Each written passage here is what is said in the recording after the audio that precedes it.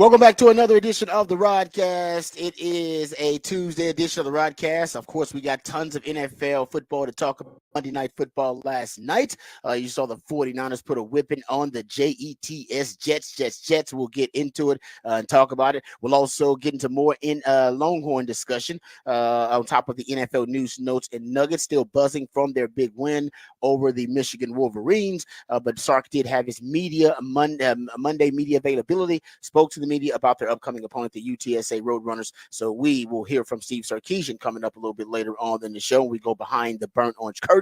We'll also talk about what is the biggest difference in this Texas offense from last season to this season. We'll get into that and we discuss some Texas football. We'll also dive into other NFL news, notes, and nuggets. Still got some thoughts on the Cowboys and Texans wins from over the weekend. We'll share those with you. Deshaun Watson, once again, having some off-the-field baggage coming back to haunt him. Some more allegations actually against Deshaun Watson. We'll talk about what that means for the Cleveland Browns quarterback. There's also all your usual favorites on the show. Who said that? What the facts? What the stats? We got off the record. We also got the topic for your big fat poll of the day. We are loaded as usual. Thank you for joining us. Before we do any of that, let's introduce you to the rest of the crew. He's one of the hardest working members of the ARN family. He's got a hustler spirit, period. Not sure what he's paid, but I'm pretty damn sure the man is underpaid. Ain't no 401k for this hustler, and he's a hustle man of many talents. It's our friend, co-host, and neighbor. It's Patrick Davis, y'all. What's going on, Patrick? How you doing, brother? Doing good. Our 50-degree weather in the morning was short-lived. Well, it's still cool though. It's cool, but it's about 10 degrees warmer than it was yesterday morning. Man, I was like, really? It was one day? It was one I like day how your body like can chilly. just feel the temperature automatically. You should be a weather guy. I looked it up. You automatically know. No, because I looked it up when I was like, it was really chilly yesterday. I looked it up, and then this morning when I woke up, I was like, is it chilly again? No. It was nice. It's nice. But yeah, we're supposed to get back up close to 100 by the end of the week. So we got a new little fake I thought fall. Fall was here, so we got a little fake fall. Fake fall. It was a little fake fall that came. Damn it! Yesterday. I didn't know that was a thing. Oh, it's Texas. We still have like two more summers coming back. We it is the state of many seasons. It's just they just keep coming back. That's what they say. If you don't have a if you don't like the weather in Texas, wait a minute. You're right about that. No, that's true. Unfortunately, that is the truth. Damn it, that is the truth. Yeah, no, you're right. I still thought it felt pretty good. It's not bad. It's not bad, but it wasn't like it felt like fall yesterday. That it was gonna stay that way. Yeah, I thought it was gonna stay like a day or two. Give me like 3 or 4 days, but it jumped back up pretty quick. And I was like, oh man, it is Texas. It is Texas. It's all right. It's all right. We'll enjoy it while it's still here because it'll be cold soon, and then I'm sure we'll have some other terrible weather that goes a different way. So we'll enjoy it while we can. Yeah, the extremes, man. Exactly. I like moderate weather. We don't get moderate weather anymore. It always gets extreme on us. Yeah. I'm introducing my co-host. He's a proud alumni of DBU. He's got more papers than Dunder Mifflin and watches more film than Siskel and Ebert. He is a new Rod father of Austin Sports Radio, Mr. Rod Babers. Thank you for the intro, brother. We'll get into the game last night. Obviously, we won't talk about a lot of details of the game. It was a 32-19 win for the 49ers, but the 49ers did it again. And there was a little post-game controversy surrounding whether the 49ers informed their undrafted rookie running back, Jordan Mason, if they actually informed him of whether he was going to play or not and when he was going to play. He may have revealed something he wasn't supposed to reveal, miscommunication. We'll talk about it and we'll get into it coming up here on the show. We'll also dive into I made a prediction prior to the season, a Black Stradamus prediction, which right now looks like it is, at least it's on a good trajectory to come into fruition. I would just say it may be, and it was a kind of a wild one too. I'm not gonna lie, it was one of my wilder predictions, and right now I'm feeling better about it than I have since I made that prediction early. And we'll discuss that too and talk about it's college football related. We'll also, like I said, get into other NFL news, notes, and nuggets. Mr. Son, have you looked up and read these latest allegations against Deshaun Watson? No, I saw. They're all disturbing. I saw it happen, but I did not want to get into that before. At this point. Oh, no, I totally get it. I saw it pop. It was like last night. I'm like, I don't need to read this before I go to bed. Exactly. No, I get exactly. No, it's pretty much what you think it is. Rod, it's not my quarterback anymore. Yes, a good point. Hey, we got C.J. Stroud, a nice young man. Y'all can deal with him, Cleveland. Y'all paid guaranteed money for him too. Well, I don't know if they timed out the release of these allegations with his worst performance as a Cleveland Browns quarterback. I don't know if they of his career, arguably. I don't know if they did that on purpose. I would assume it was timed out to be with football season, so that it didn't get buried. So it just turns out it was just coincidental that one of his worst games as a professional quarterback, and everybody's talking about how bad he is. And now these allegations are released, and so really terrible. Obviously all those allegations have been terrible, but these also the case. But the conversation now has shifted as to whether the NFL can now punish him again for. Are these separate allegations, or are these lumped into the allegations from before? Yeah. And then there's some Browns fans who are saying this might be a way for the Browns to try to get out of the contract. Yeah. If the allegations, if they were not informed of these allegations, that kind of thing. So we'll talk about it, because Pro Football Talk actually broke it down and did a good job from a legal sense, from a legal standpoint, and more of a contractual standpoint. But the NFL had no comment, which is not a good sign, actually. The fact that they had no comment at all, which means they want to think about it, or they need to go do their own investigation of it. And the question is this one of the cases they investigated already and decided it was okay? Or is this something that they hadn't investigated already because they did their own separate investigation? By the way, the legal system did as well. The authorities did. Remember, they did their own, and they decided there was not enough evidence to charge. Yeah. Remember that. That's also, we got to throw that out there. And so the NFL is talking about separate situations here. When it comes to the NFL and their investigation, were they informed of these allegations, and did they lump them in with the previous ones, or is this all new? If this is all new, then we might have a problem. So that's the gist of it. But we'll get into it a little bit later on, talk about it in more detail. That's not how we want to start the show. We want to start the show talking about football in the NFL, because the product is a great product, and we'll talk about the Shanahans once again finding a running back just one, from out of nowhere. They find these undrafted running backs. They find late round running backs. And I will theorize, and we'll get into it when I come back, that the Shanahans are actually partially responsible for the devaluing of the running back position. It was partially one of their principles, and they were one of the first teams when the running back position was still valued highly and paid handsomely. They were one of the first groups, and I kind of lumped the Shanahans in because obviously Kyle continued what his dad did, to decide the system was actually more valuable than the back. I just needed a certain kind of back. Yeah. And you insert this type of back, and I don't have to pay top dollar for that back. No. Or even give up a lot of draft value for that back. As long as he has these particular qualities, he'll thrive in my system. No, and I don't need to spend big money on that. I think they were one of the first groups to do it. Yeah, and the Shanahans are like Popovich, that they've got a lot of guys paid a lot of money, that then later on people are like, well, he was really good for you, though. We paid because exactly. He was good with you. And they showed up here, and he's not the same guy. They did do that. They did it with a couple of teams. Yes, they got fleeced. They were like, hey, that guy's pretty good. And Shannon was like, excellent. So I'll make that argument. We'll get into that on the other side. I got some stats to back it up. But first, before we get into that and talk about the Monday Night Football game last night, let's get you informed, educated, and let's get you updated with all the top stories of the day with Patrick Davis and the Horn Headlines. All right, your Horn Headlines brought to you by Top Gun Rentals and Lawn Equipment. In the MLB, the Astros begin their series with the A's today, sending Spencer Arrighetti to the mound. Arrighetti had been pitching well until he got rocked in his last outing, giving up 9 runs in just 2/3 of an inning.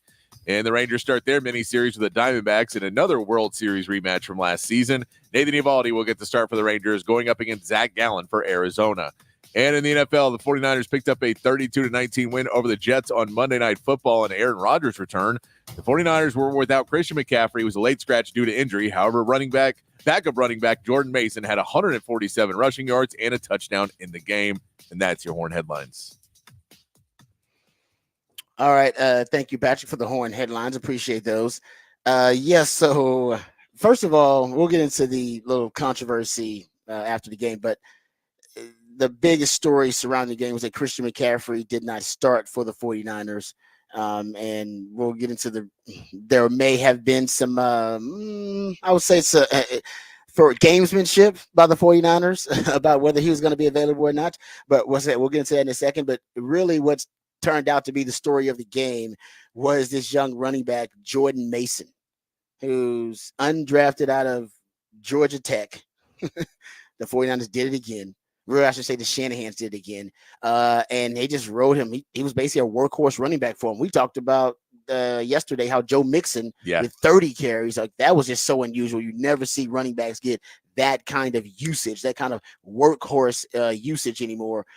But man, Kyle Shanahan just rode this dude to the win, and pretty much he was the catalyst for the ground game. 28 rushes, 147 yards in that contest, and he looked really good. But anybody in that system is gonna look really good. And this is kind of what I want to get to about my theory that the Shanahans were one of the first groups, and Mike Shanahan, you got to give him credit to really kind of devalue the running back position overall. They decided, back in the mid and early 90s, that the running back position, at least their system, just needed a certain type of running back with a certain skill set. And it was, and think about the league at the time, you weren't that far removed from a league without a salary cap, right? The salary cap was relatively new at the time.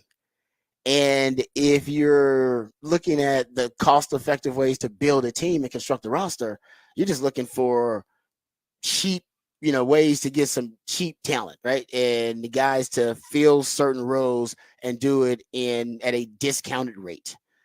And they found a way Shanahan found a way in the mid to early 90s with his zone blocking running scheme to use, high drafted running backs, late drafted running backs, or undrafted running backs overall, and that he didn't need highly drafted running backs in that system. They just need one cut guys in their zone blocking system.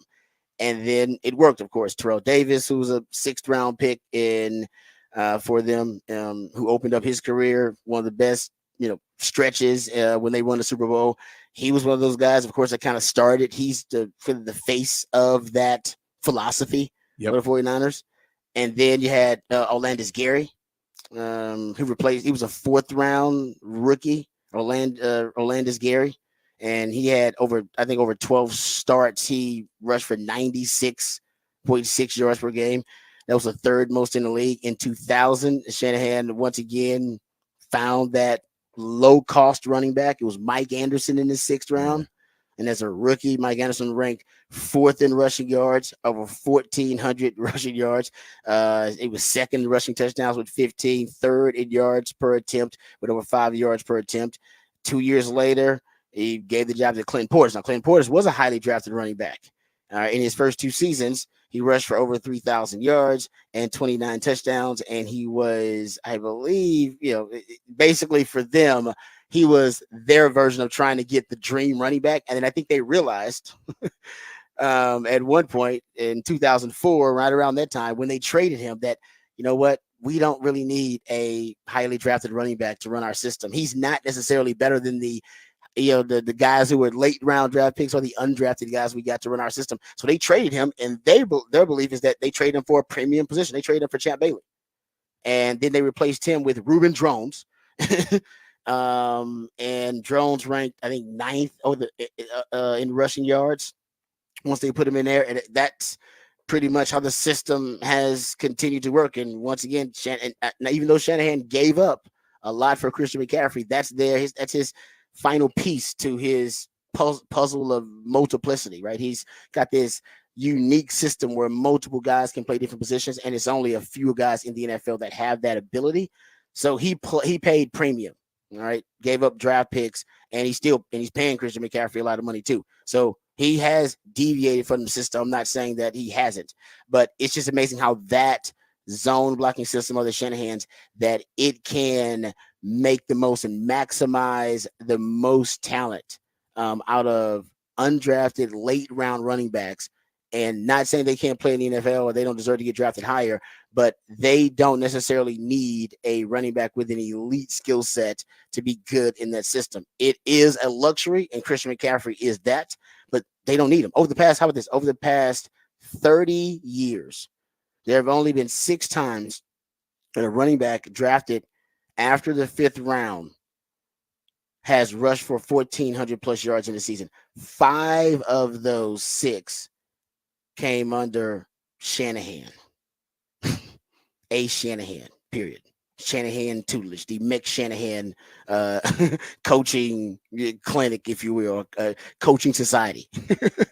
it basically, isn't that amazing? Like, that's, to me, and then they gave the stat last night, actually, which was a really cool stat, that under Kyle Shanahan, that since he has been the head coach at the 49ers, he has had undrafted players rush for almost 6,000 yards, 5,930 rushing yards, and 39 rushing touchdowns by undrafted players since then.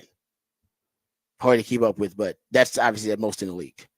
It is, so it still works, even though he doesn't necessarily deploy the philosophy or use it in the same way that his dad did operationally, or even to construct the roster. It still can do that. Like, it still can take a Jordan Mason who was not a highly drafted running back or highly thought of running back, and turn him into a superstar. He can still do that. And he does it all around the league. It's amazing. No, and I mean, I think that, Sark actually talked about a little in his presser yesterday about wide receivers. But it's like, once you find your type in a system and you find your guy and you learn how to identify that guy and you learn how to scout that guy, then it becomes a lot easier and a lot more fun for you to draft, because you say, I'm not looking for the same things. I'm not looking for the yardage they have. I'm not looking for anything else. I'm looking at game film to see what this guy can do. And then I think we can put him in the right system. But I don't need to look at the same measurables everybody else is looking at. I'm looking at something completely different. And that gives me a much more wide range of talent, because I don't have to take the top 5-10 running backs. I'd love to have them too, because I can make them great as well. But I can go look a little bit later and find this guy from Georgia Tech and look at him and go, well, they just used him wrong. Mm-hmm. Like, if you put him in my world, I can do things with him. And we've seen Sark try and do that with transfers, where he says, I can see you in another team and you're a great player, but they're trying to use you one way, and I know how to use you. And if you put me in my system, I'll use you in a way, and we'll go win a lot of games. And that's what Shanahan's done. But we know, I remember when the Broncos are coming up, the Broncos would have a guy for like 2 seasons, and then he would go get a huge contract somewhere else, and then be an okay running back for a couple years. And, they were never bad, but they were never lived up to this hype that they were going to be the best running back in the league, and they get this big contract. So I think there's something to be said of that. May have been near the beginning of some teams being like, well, running backs, it is a little bit more about the scheme, because we can't scout them the same way you can't scout quarterbacks. There's guys that don't scout running backs well because they just look at the yardage they've gained and not how they gained it. Yep.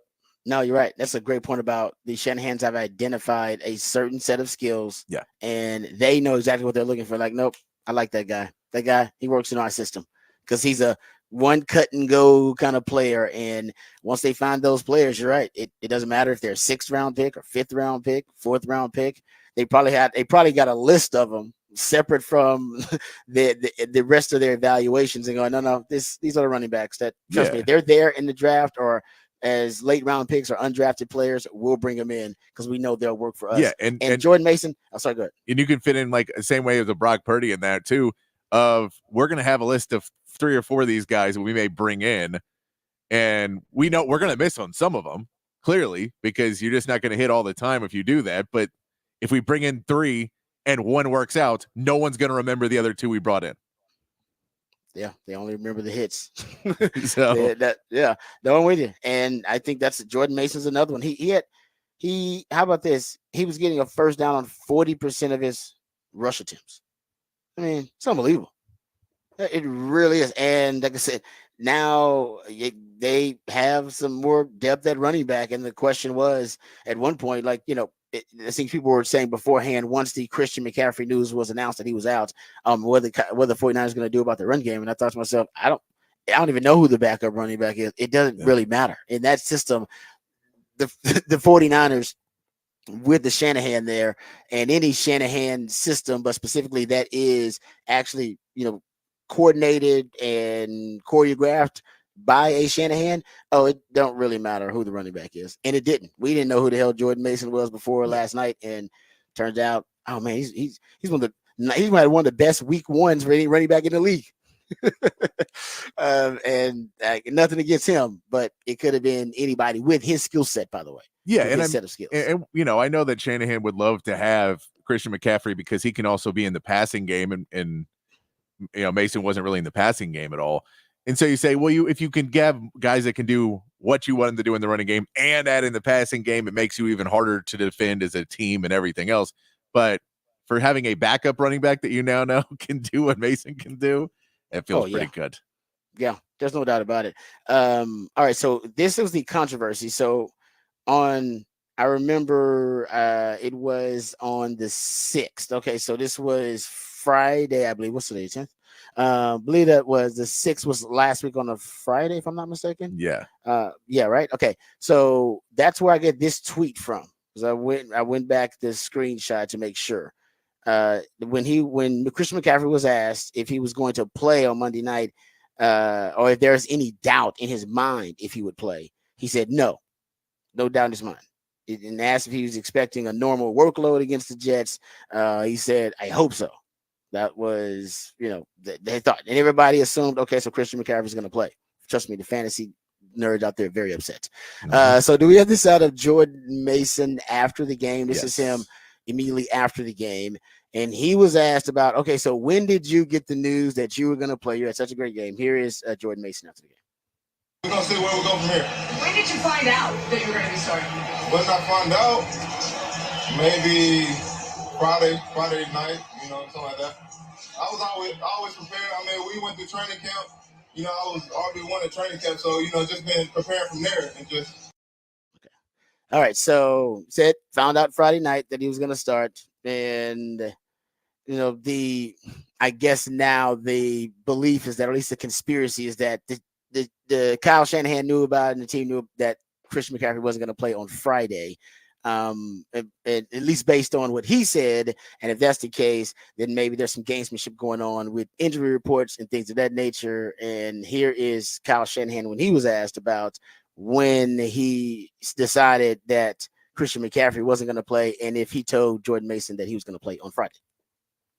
Jordan said after the game that he was told on Friday night he was going to start. When did Christian start feeling awry? I never told Jordan he was going to start. Told him he had to be ready a bunch, but that might have been Bobby or somebody trying to pump him up. But I knew he was going to have to play a lot. I told him that he was going to have to, it wasn't going to be like usual. He was going to be a number 2 back that was splitting a lot of the time. But no, he didn't know he for sure was doing that till today. Did Christian have some sort of setback on Friday? No, he didn't have a setback. I mean, it was on and off throughout the week. He was able to practice throughout the week. Just it was always bothering him to a degree. And sometimes it goes away, sometimes it comes back. And today was bothering him a little too much to where we didn't feel good about it. All right, so Jordan Mason then had to go to the podium for media availability after the game. The previous sound was him on the field, and I'm sure he had a conversation with his coach about that particular question. And here is Jordan Mason at the podium after the game. When did you find out that you'd be in the starting lineup? That question right there is why I'm at. That's why I don't like really talking to media, because you say one thing wrong and then, I don't know. Just skip that question. That's great. I wonder how was somebody. I wish somebody would have timed it from the time he had the interview on the field to the time that he got up there for the post game, because that's when him and Shanahan had a conversation. Yeah, I feel bad. Feel bad for that guy. That day he was having the best day of his life. He was. And then got yelled at back in the back. Yes, he did. Yeah, that's exactly what, trust me, that's exactly what happened. He was having a great day, and he thought everything was good. And he's like, why is Coach looking at me like that? Oh, he wants Coach to see me in his office? When am I getting the game ball? Yes. He thought he was gonna get a good one of those good celebratory conversations. Coach was gonna tell him how much he loved him, and Shadow was like, "Dude, why you telling people about what's going on around here? They don't need to know that. They don't need to know what's going on." Oh, right? you know that feeling when someone asks you what you said, and you're like, "I don't know what I said." They're like, "No, word for word. What did you say?"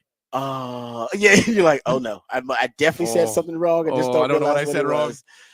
Yeah. So, and then now, Shannon's being asked about reports, because even at last night, there are reports coming out that Christian McCaffrey's not going to be ready for week 2. Already coming out. He's already out. Like, he's not going to be ready. Those are reports that are being thrown out there. And here is Shanahan Kyle addressing those reports that are already out. They came out like Monday night, last night. And here's him addressing those reports. There was a report that Christian probably wouldn't play against Minnesota just because it's a short weekend on turf. You're saying? I'm saying it's amazing. That person must be God, because we just found out he wasn't playing today, and I have no idea how he's going to feel tomorrow or the next day. I thought he was playing this whole week until today. So I don't know. Who knows that he's not playing next week. So. Okay, so who do we believe? That I believe Jordan Mason was told, and Shanahan's right. He could have been told by somebody else, like a coach, or assistant coach, or somebody like, hey, so, and Kyle Shanahan never actually told him himself. So there could be that, that layer, in between. I do think the young man was told on Friday. I think he was told. So you don't forget that. You don't forget that if you're a rookie running back. But see, I can believe too. He could be told you may start on Friday. You may start on Monday. Well, yes. I wasn't he's told on Friday that he was going to start. No, but I'm saying on Friday he goes, you may start on Monday. Now that's not saying you will start on Monday. It's saying you may start on Monday, because we don't know how McCaffrey's going. So you need to be practicing and be ready like you're going to start on Monday, even if you didn't know if they were as it was or not. They needed him to be ready because it was a chance. Now that's very believable. Now it's also believable that they told him that he would start, but I mean I can go with. They'd be like, no, we don't know if Christian McCaffrey's going to play or not, because we know it's basically a game time decision. Yeah, no, I think now it's more likely that Christian McCaffrey doesn't play in week 2. Yeah, and I love that. By the way, I love that they call things reports now that are just hunches, like blatantly just a guy on the internet going, well, it's a short week and they're playing on turf, so he's not going to play. And they go, well, that's reporting. I'm like, reporting requires you to actually ask a question, right? Or do something. Because otherwise it's research. Yeah, that's not like we're not giving reports when we give our opinions in the morning. These are not all steadfast reports. No, it's a good point. I mean, that's a deeper discussion about what is it real journalism these days. But I imagine that's what makes sense. You go, you're playing on turf on a short week. You probably wouldn't want to put your premier player back out there, especially against a team that you feel you should be able to beat without him. Yeah, you should be able to be without him. I agree with that.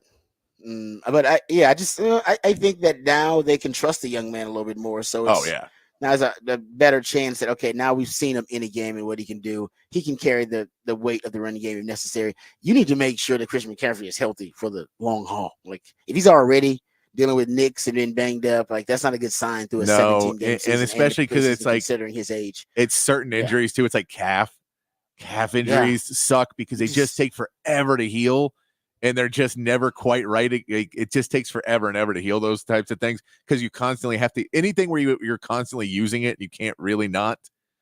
It just takes forever to heal, and those calf injuries, whenever you hear that stuff, I'm like, oh, that's going to linger for a while, because there's just no way. And Christian McCaffrey also doesn't feel like a guy who knows how to take it easy. I agree with that. Yeah, it's not really in his nature. No, not really in his nature. I said the young man was a rookie. He's not a rookie, but that was his first time starting. He was came up, I think, in 2022 as an undrafted player.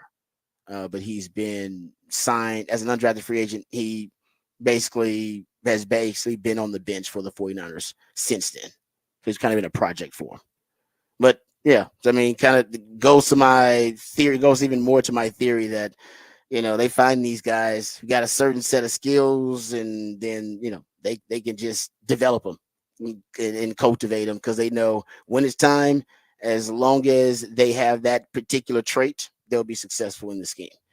All right, we'll come back. We'll get into a conversation about the Longhorns. We'll hear from Steve Sarkisian. I'll talk about why this offense is so very different than the offense from last season, and we'll also dive into my prediction about the Longhorns, which actually right now is looking pretty good. We'll talk about that and more right here on the Rodcast featuring Patrick Davis, on Lifetime Longhorn. Rod Davis coming back on the horn.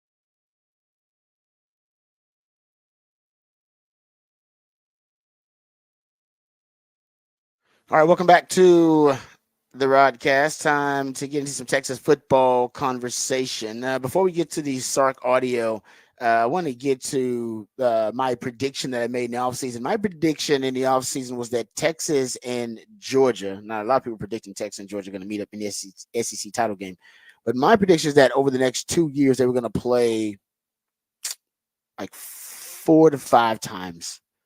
Maybe 5. I think because basically I believe you're going to play in the SEC title game in back-to-back years. Because I think Georgia and Texas are on a collision course for the SEC title, but we shall see. Still got a lot of football to play, and Georgia's got a really, really tough slate of games. But I still think they're the number one team in the country, and Texas is number 2. And I think even that game, which is going to be it might end up being an epic, really an iconic, legendary game. I think it could come down to the game-winning drive, game-winning field goal, that kind of thing. But I do think there'll be a chance at redemption for whoever loses in the SEC title game, and there's a chance Georgia and Texas, if they're good enough, and Texas looks really, really good, and we know Georgia is Georgia, that they could end up meeting in the playoff. And I think that could end up playing out this year and next year. So I'm just throwing it out there. And it was a bold, crazy prediction at the time I made a few months ago. I think this year you're going to see them definitely play, I think twice, in my opinion. If they don't meet up in the SEC title game, still a chance they can meet up in the college football playoff somewhere. Because I think Georgia is just that good. And Texas and Georgia are 2 of the teams that look way better than everybody else right now. But that could change too. Like that, we can see teams get challenged or injuries. But right now, if you're just looking at the teams that just eye test wise look like they're ahead of everyone else, and if they continue to get better, just like everybody else is going to get better too, week to week, I think Texas and Georgia are right now a clear kind of cut above.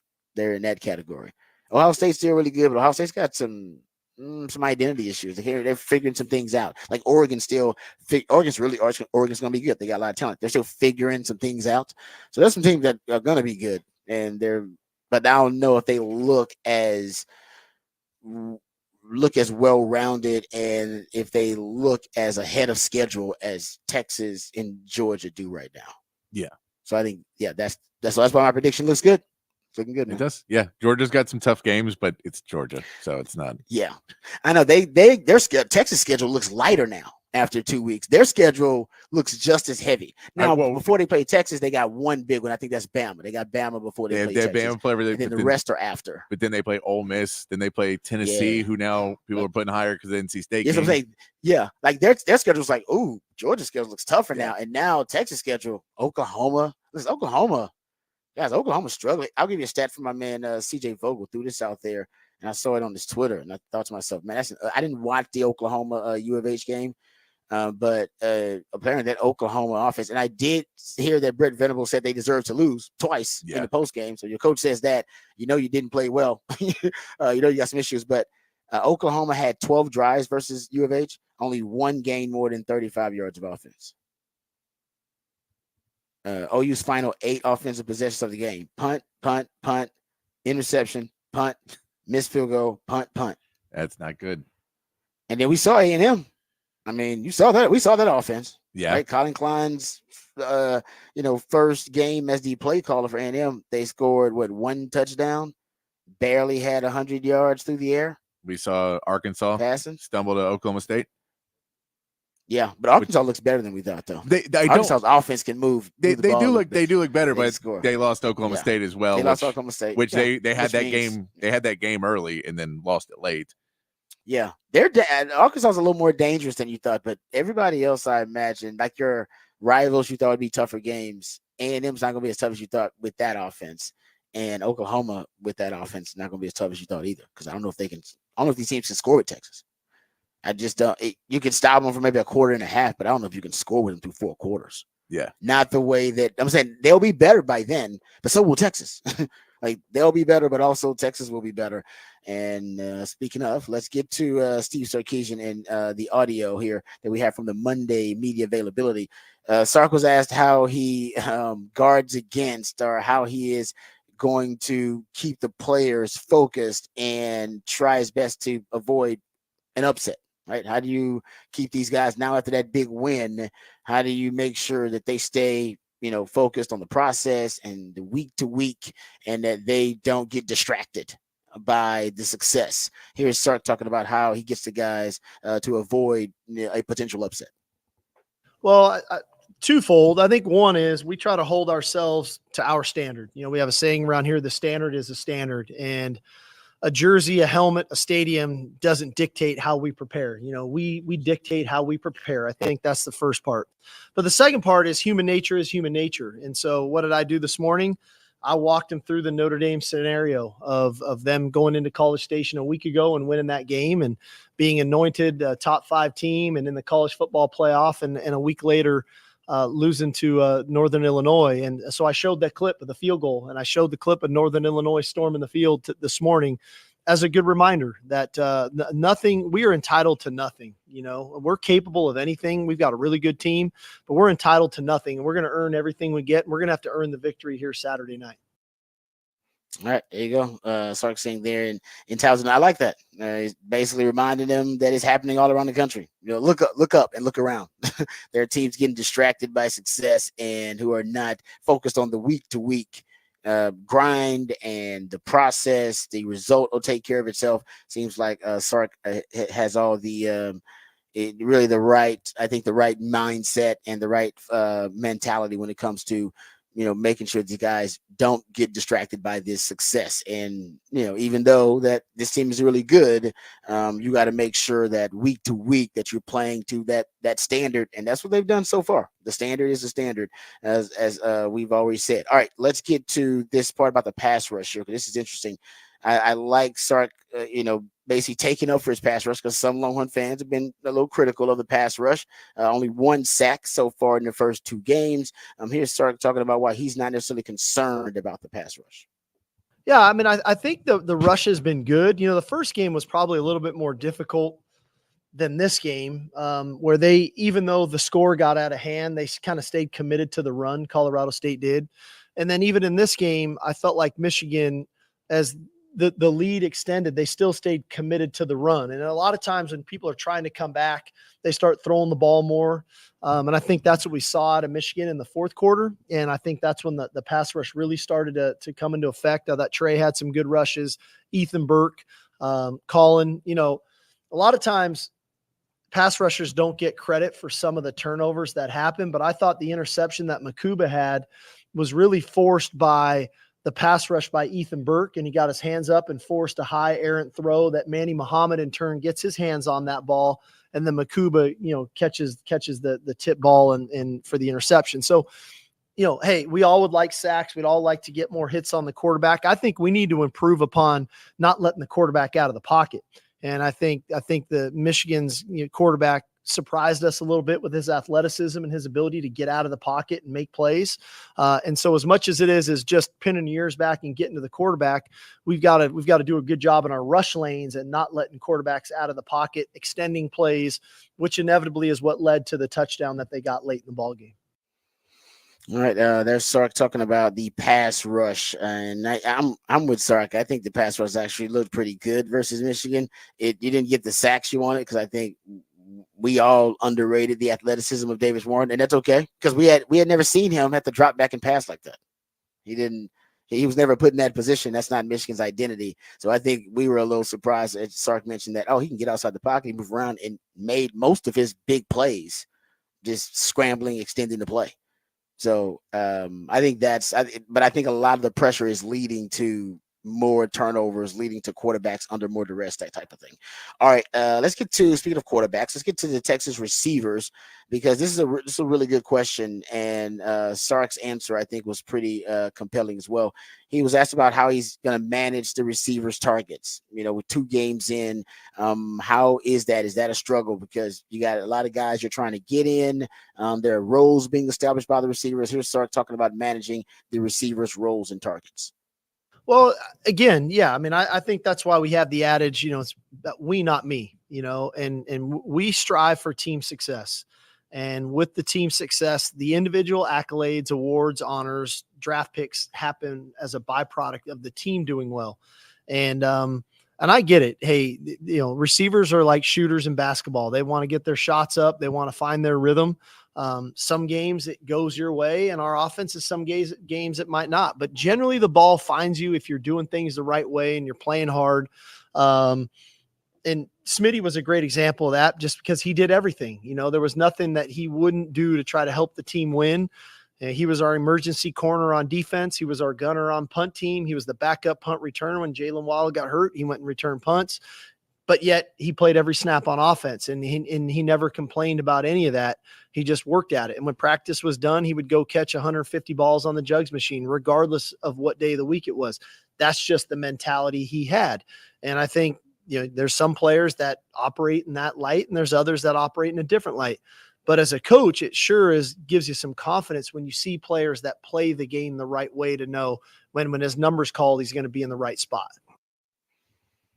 All right. Yeah, that's Steve Sarkisian talking about managing the wide receivers targets. Yeah, I think in the next two games versus UTSA and ULM, you'll see some other guys get schemed up into the offense. Remember, Sark talked about how the ball naturally finds some players, and some players he's got to figure out ways to scheme them open, or figure out ways to funnel usage and funnel targets to them. And I think that's what you're going to get with Silas Bolden, possibly a Murray Nyblack, possibly DeAndre Moore, who's a starter for you, but hasn't really been I think he's got 0 targets actually in the first 2 games, even though he did have the touchdown that was called back in the Michigan game. He's got 0 targets for you. So I think a couple of guys are going to get schemed open, and they're going to have specific ways and plays to do that against UTSA and ULM, because Sark knows he can do that against those teams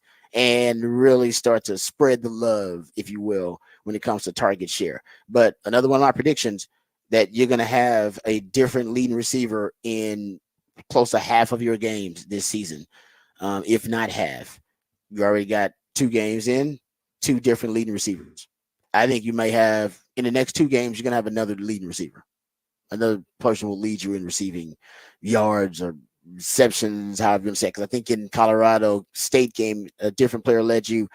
Bond led you in targets and receptions. Wingo led you in yards and yak yards. You had somebody different lead you in a lot of different categories. Gunnar Helm was the guy, versus Michigan led you in receptions and led you in yards. I think you're going to have different players step up in the next 2 games too. All right, we come back. We'll get into the topic for the Big Fat Poll today. There's also the musically themed day of the week. All of that and more right here on the Rodcast, featuring Patrick Davis on Lifetime Longhorn. Rod Babers coming back on the horn.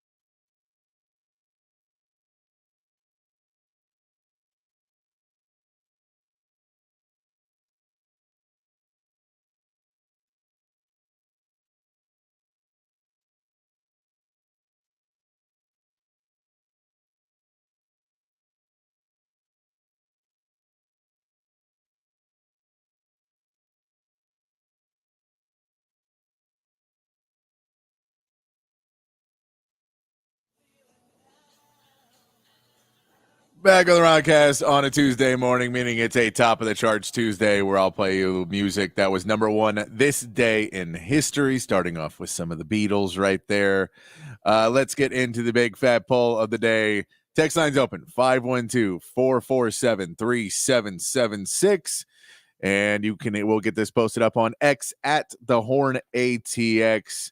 Looking at the NFL, we are through 1 week now. And a few interesting results that came out. So we're asking today, what was the most surprising outcome in week 1 of the NFL? I think I know which one will win, but I got a couple of them that we'll put up there. I've got 3 different games I'll put up there. I think I got mine. I think this is gonna win, but I think we'll win is Patriots. Is the Patriots beating the Bengals 16-10. Very surprising result there. Another one I'll throw in there: Steelers 18, Falcons 10. I think we thought the Falcons offense was going to look a lot better than it looked in week 1. It did not look good. And the Steelers were able to come through with Russell Wilson in full pads, not active. It's a very Russell Wilson thing to do. That's a very creepy thing to do. It's a very Russell Wilson thing to do, to show up in full pads, even though he wasn't playing. Justin Fields led the Steelers to a win. And by the way, the only team with a win in that in that division, it's the Steelers. Mike Tomlin, of course. That's what I'm saying. We talked about this. Like, it's amazing how in that division, without even a real quarterback, they still compete. They have the best. They have the best record in 1-score games in that division over the last 5 years. It's like, how is that possible? You haven't even had a quarterback in those years. No, but the Ravens, Browns, and Bengals all lost. Steelers win. So I put that one on there, and then the last one I threw on there, actually, which is it's just an interesting, mostly because in a game with no offensive touchdowns by the Bears, they win 24-17 over the Titans. So as much as people get down 17-0, that actually, because they were down 17-0. They were down 17-0, did not score an offensive touchdown. Yeah, that may be the most unlikely result. It was a surprising outcome because you looked at that one early and then you came back and went, "Oh, Caleb had a good game." Like, no, he didn't. No, he did. He had a terrible game, actually. No one had a good game, but the defense got a scoop and score on a block punt and an interception return for a touchdown, hit some field goals, and are able to beat the Titans. So that Titans defense held. That new weird Titans defense worked. Yeah, and I'm telling you, I told you, man, I like it. I told you, I like what they're doing. You got to stand out, and that defense stands out. And man, I'm telling you, I do feel bad for Caleb, and I know people don't like him, but I feel bad for Caleb. That is not the defense you want to see week 1. No, because nobody's really figured it. Nobody knows what they're doing with that defense yet. It's so freaky. And it may be the most freakily constructed defense in the league. Because what do you say? How many D linemen? 4 defensive linemen, 4 defensive backs, and the rest are safeties and linebackers. Just hybrids. Safeties and linebackers. Just kind of hybrids. Yeah, they just brought in. No, it's like I said, I liked it, but I will admit I have no idea what they're doing, but I like it because it's unique. It is. Nobody has a defense like that in the league. Like it's all these little freaky parts they put together. No, and you're right. That's not the defense you want to see in week 1. Maybe by week 10, everybody be like, "Ah, we figured it out." But week 1, when you're a rookie quarterback, I've never seen an NFL defense in a real game. And week 1, I get to see this weird one. Yeah, you're right. Do we have any game film on it? No, there's none existent. Denard Wilson, who he's a defensive coordinator, and he was from that Ravens. So he's got Ravens always doing freaky stuff on D. No, you're right about that. That was a bad opening week for Caleb to face that. And then, but he still got a W out of it, so they still get a win, 24-17. So what was the most surprising outcome in week 1 of the NFL? I think the Patriots beating the Bengals will win, just because we expect the Patriots to win 3 or 4 games this year. Expect them to be terrible. Yeah. And they're 1-0, and the Bengals looked god awful. Yeah, you're right about that. For me, that's probably going to be it. Actually, I got a couple of factoids and stats about all those matchups. I think I'm glad this is a great question because it allows us to kind of dive into some of the other topics around the NFL. But there's a freaky, weird offensive stat about that Bengals Patriots game that I'm sharing with you on the side. I just found it too. So they're doing some strange things on offense with the Patriots, and maybe you just have to, because I don't know if they have a lot of firepower offensively. They're going to be led by their defense, and so right now they're kind of playing ball control. They're doing something that actually Texas has utilized at one point. that we'll get into. We'll do it on the other side, though. We'll get to that. But topic for the Big Fat Poll today, the most surprising NFL outcome. Most surprising outcome in week 1 of the NFL. So I'll put 3 of them on X. If you've got another one, throw it in on the text line there. You can put it up on X as well if you've got a different surprising outcome that you thought was the most surprising in week 1. But I think those are the 3 that when I looked at it, I could say, because you could say the Saints beating the Panthers, but we knew the Panthers were going to be bad. Going to be bad. So I get that it's crazy the Saints put up that many points on them, but we knew they were going to be bad, so I won't put that on there. The Vikings being the Giants, it's impressive that Sam Darnold looked decent as a quarterback, but we knew the Giants were going to be garbage. Like we knew we also knew the Giants would be garbage. So I didn't put the Giants and the Panthers because we knew they would be garbage. So I didn't. We were expecting them to be fighting for the number 1 overall pick, right? And either one of those, if they did well, you'd be like, oh, that's amazing, but not surprising either one of those. I thought the Falcons getting Kirk Cousins, and they basically had to come out after week 1 and say Kirk Cousins isn't still hurt. Not a great sign. Yeah, honestly, the biggest winner of the weekend might have been Michael Penix because Kirk Cousins didn't look good, and Kirk Cousins might be hurt, and if he's hurt, looks like Michael Penix is going to be, it looks like he would take on that job a lot sooner than they expected. I think they wanted him to kind of sit and learn for at least a season. I don't know if he's going to have that long, the way Kirk Cousins looks. I don't know, and they may figure it out, but that offense did not look good. I thought the defense would look better too. I thought everybody was going to look better on that Falcons team, but I think I picked them to win the division, so it's still a long season. But yeah, I'll admit early on that didn't look good. No, and the Bucks and Saints looked much better. Baker Mayfield had a hell of a game, man. No, man. Do you think he like calls the Browns just like laughs and hangs up? Just calls and hangs up. How much you paying Deshaun? How much you paying him? All right. Seriously, no. I mean, talk about missing Baker Mayfield. I bet Browns fans are missing him right now. A lot of bad news going on with Deshaun Watson as well off the field that we'll get to coming up a little bit later on. But that is the topic for the Big Fat Poll today.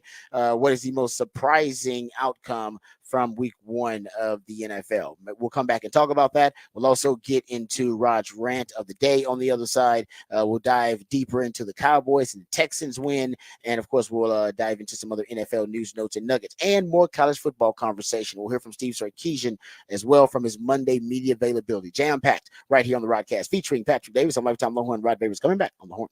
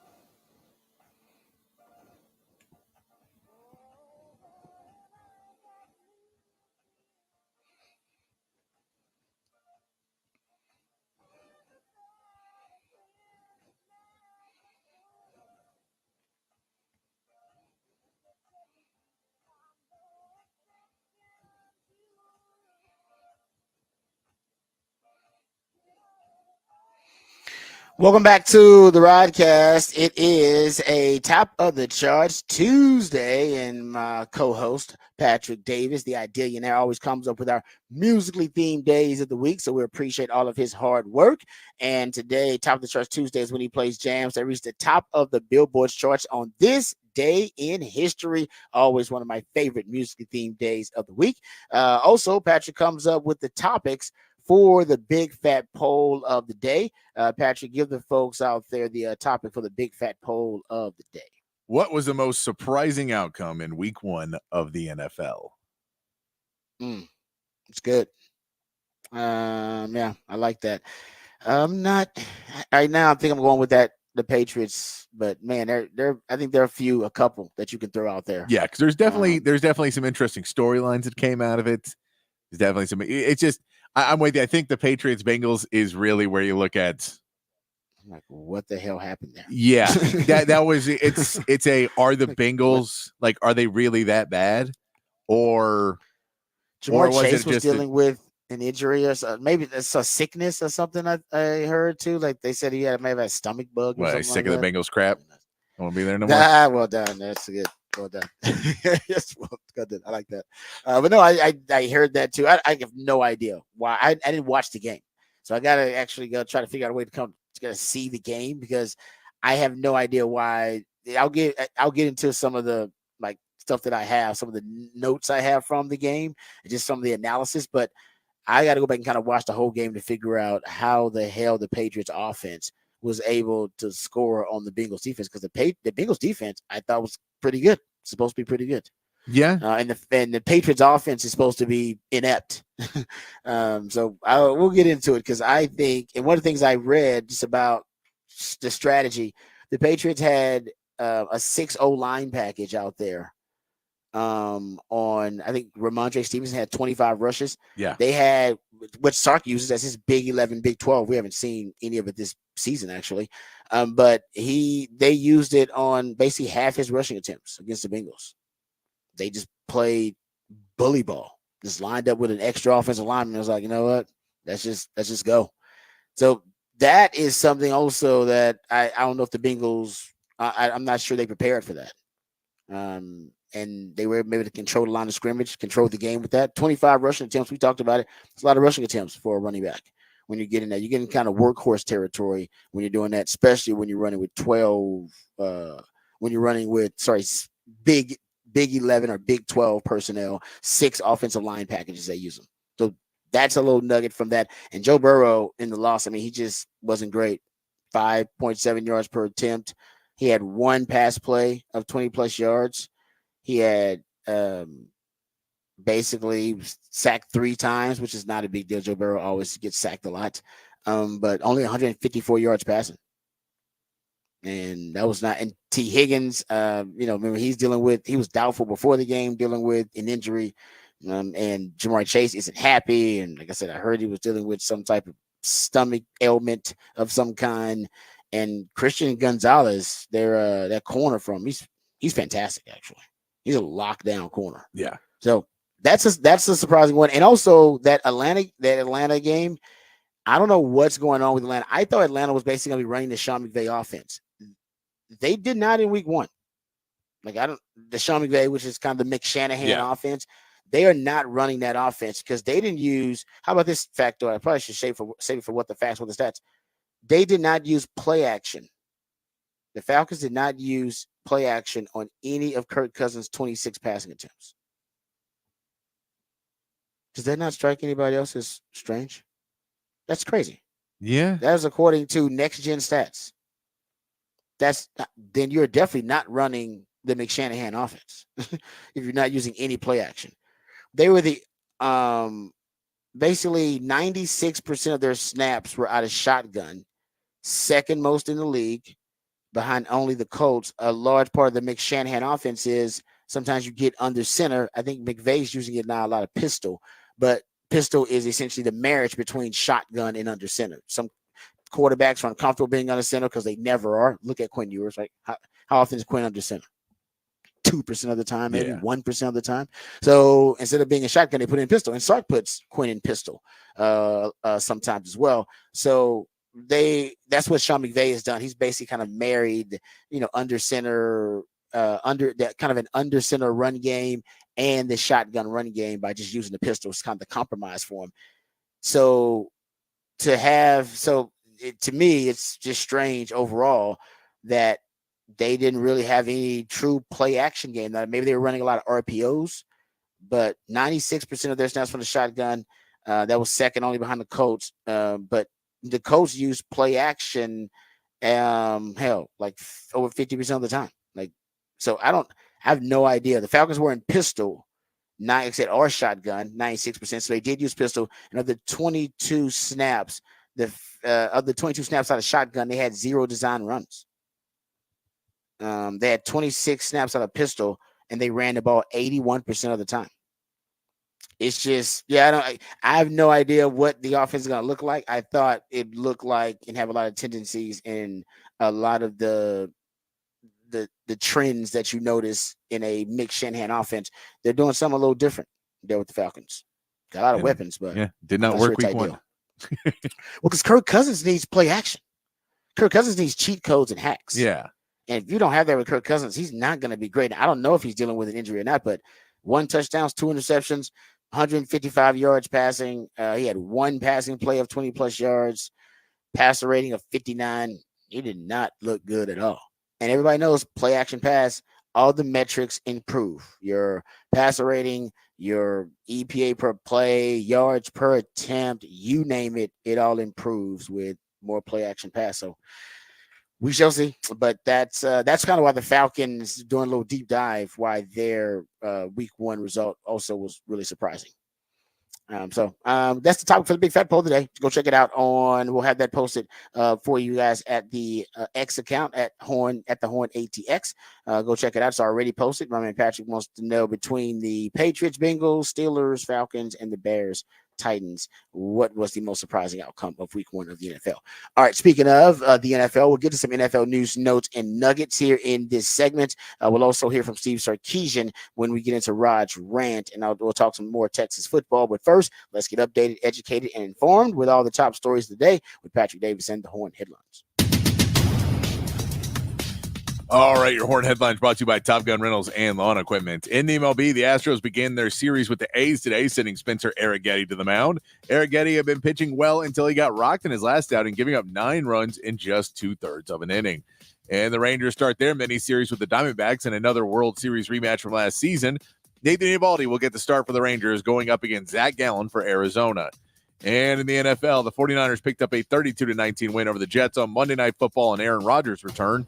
The 49ers were without Christian McCaffrey, who was a late scratch due to injury. However, backup running back Jordan Mason had 147 rushing yards and a touchdown in the game. And that is your Horn Headlines. All right, thank you, Patrick, for the Horn Headlines. And getting back to the topic for the Big Fat Poll of the day, that Caleb Williams performance was bad, actually. I mean, it's shocking that you could win a game with your quarterback playing that bad. I didn't realize that I don't even know, like I said, how they were able to pull that game out with him having a 55 passer rating. The 55 passer rating. He only had 5 passing first downs, 0 touchdowns, 0 interceptions, 3.2 yards per attempt, 93 passing yards, 14 of 29, so less than 50% completion percentage. And if you go look at passing completions of 10 plus yards, he only had 4 of those. So I don't know how it worked out. The Bears found a way to get it done, and that was an improbable comeback win. So that's heartbreaking for Tennessee. Yeah, and let's just, for Tennessee too, you got to run the ball. Like, you're up 17-0. You at halftime are up 17-3. You run Tony Pollard 16 times. You run Tajay Spears 4 times. So 20 design runs there. You're averaging over 5 yards per carry. How the hell did you lose? Why are you putting the ball in Will Levis's hands? Agreed. Why are you putting the ball in Will Levis's hands? Yeah, I get it. You want him to be better. That is not the time or the place. He threw 2 interceptions in that game. That was not the plan, and one of them gets returned for a touchdown. You were able to run the ball. Pollard ran well. Tajay Spears ran well. Just run the ball. Yeah, I didn't realize that. Yeah, what are you doing? And your defense obviously played well. Look what they just gave you the stats of the opposing quarterback. So, I don't know what happened. That just says you shouldn't lose a game when you're up 17-0 or 17-3 at halftime, no matter what the situation, but especially when you can run the ball. Yeah, when you're averaging over 5 yards per carry. What are we doing? I'm happy about it because I'm a Texans fan, but I don't know how I like that Titans defense. So I told you guys that before the season. I like what they're building. They're building it with all these little freaky pieces. Legere and all these players, defenders who are really elite. They have an elite trait, or they're elite in one aspect of their athletic profile, right? L'Jarius Sneed, best bumper run corner in the league. Quandre Diggs, one of the only DBs that can play every position in the secondary and plays single high safety as much as any DB in the league. Jamal Adams is a hybrid linebacker / safety. T'Vondre Sweat is the biggest defensive tackle in the league, and he had actually a really good game. And as Patrick mentioned, there's some freaky construction going on the defense too, where they only have 4 D linemen and 4 corners, 4 DBs and 4 D linemen, and the rest are just kind of these safeties and linebacker hybrid players they're bringing in. It's Denard Wilson's working on. He's got a vision for the defense, and like I said, I like it because the reason I like it is because I can't figure it out. Which means defensive, other offensive coordinators ain't figuring it out either. It's gonna take them a while. No, exactly. Because I'm like, what the hell is he doing? And I bet they're asking the same question. What the hell is he doing? How is he doing? Another interesting thing that I saw which makes the Texans game that much weirder when you look at the outcome being as close as it was.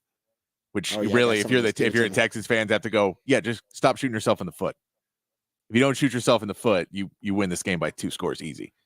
So like the block punt and all that. And the differential, the number one who ran the most plays in week 1, got the most offensive plays off, was the Texans. Yeah. Who got the least offensive plays off was the Colts.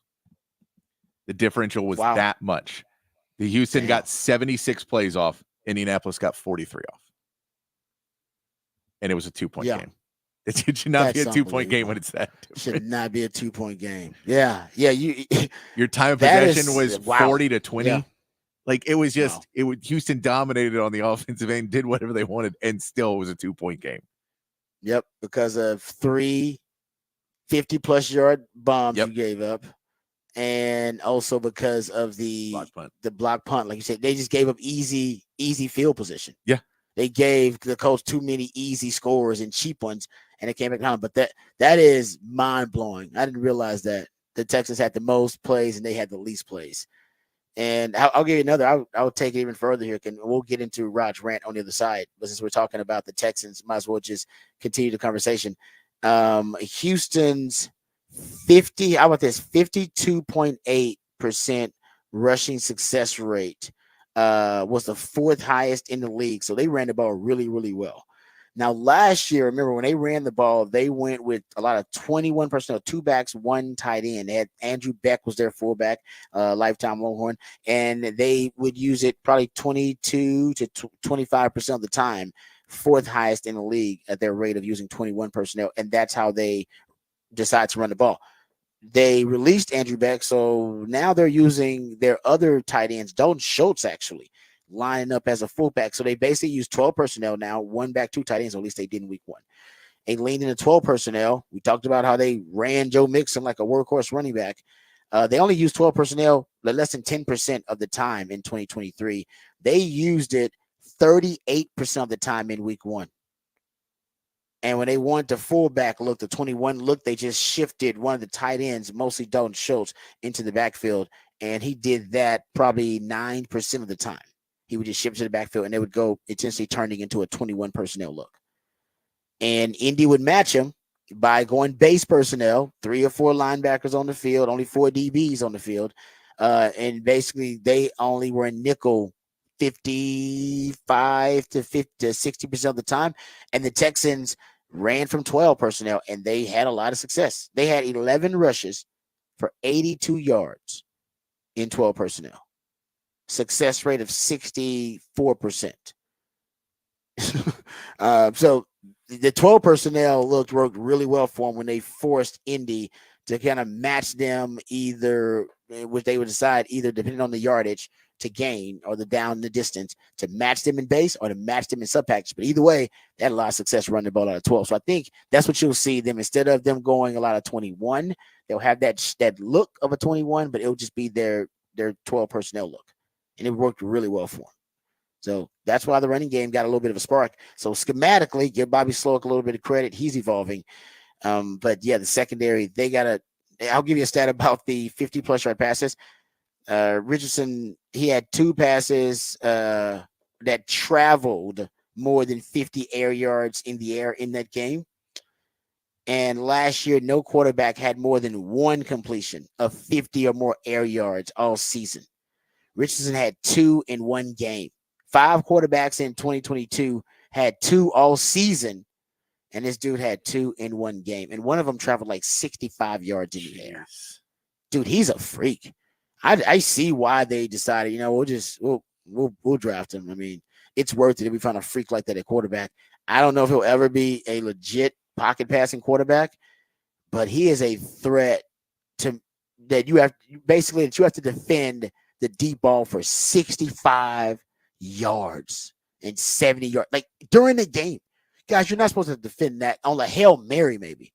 But during the game, I'm not supposed to have to defend 60 yards down the field. Somebody can make that throw in real time. Well, and I mean, just to think of the fact that normally, if you're a wide receiver and your guy, it takes you X amount of seconds for him, and then he scrambles out of the pocket, you start coming back to the football. And with him, you're like, I can just kind of delay and then start running back downfield. Like I can still cut up. Yes. Because I'm only 40 yards downfield. So I can still go forward. Yeah. Scramble drill is scary with that dude. It's scary with like Mahomes, but he's up there in terms of scary scramble drill, like Mahomes and Josh Allen to me. Because he's not as accurate as those guys. Yeah. But he's probably tougher to corral in the open field tougher than those guys are because of his freakish athleticism. But then, go look at that throw. I don't even know if he really had his feet under him when he made the throw. No, and then when you're saying he was somewhat under duress too. I'm like, he overthrew Adonai Mitchell, 60 yards downfield, 50, 60 yards downfield? Yeah. Yep. And he overthrew him? Yeah. He overthrew him. Dude, it's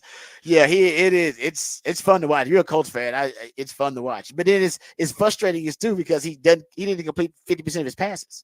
Yeah. So he can it is so crazy. He can do, and it was a great quote from I think Bob Stern about Trey Lance, but I think it applies to Anthony Richardson.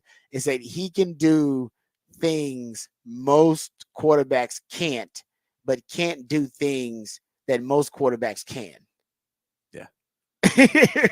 Right? It's like how actually he can do things most quarterbacks just cannot do.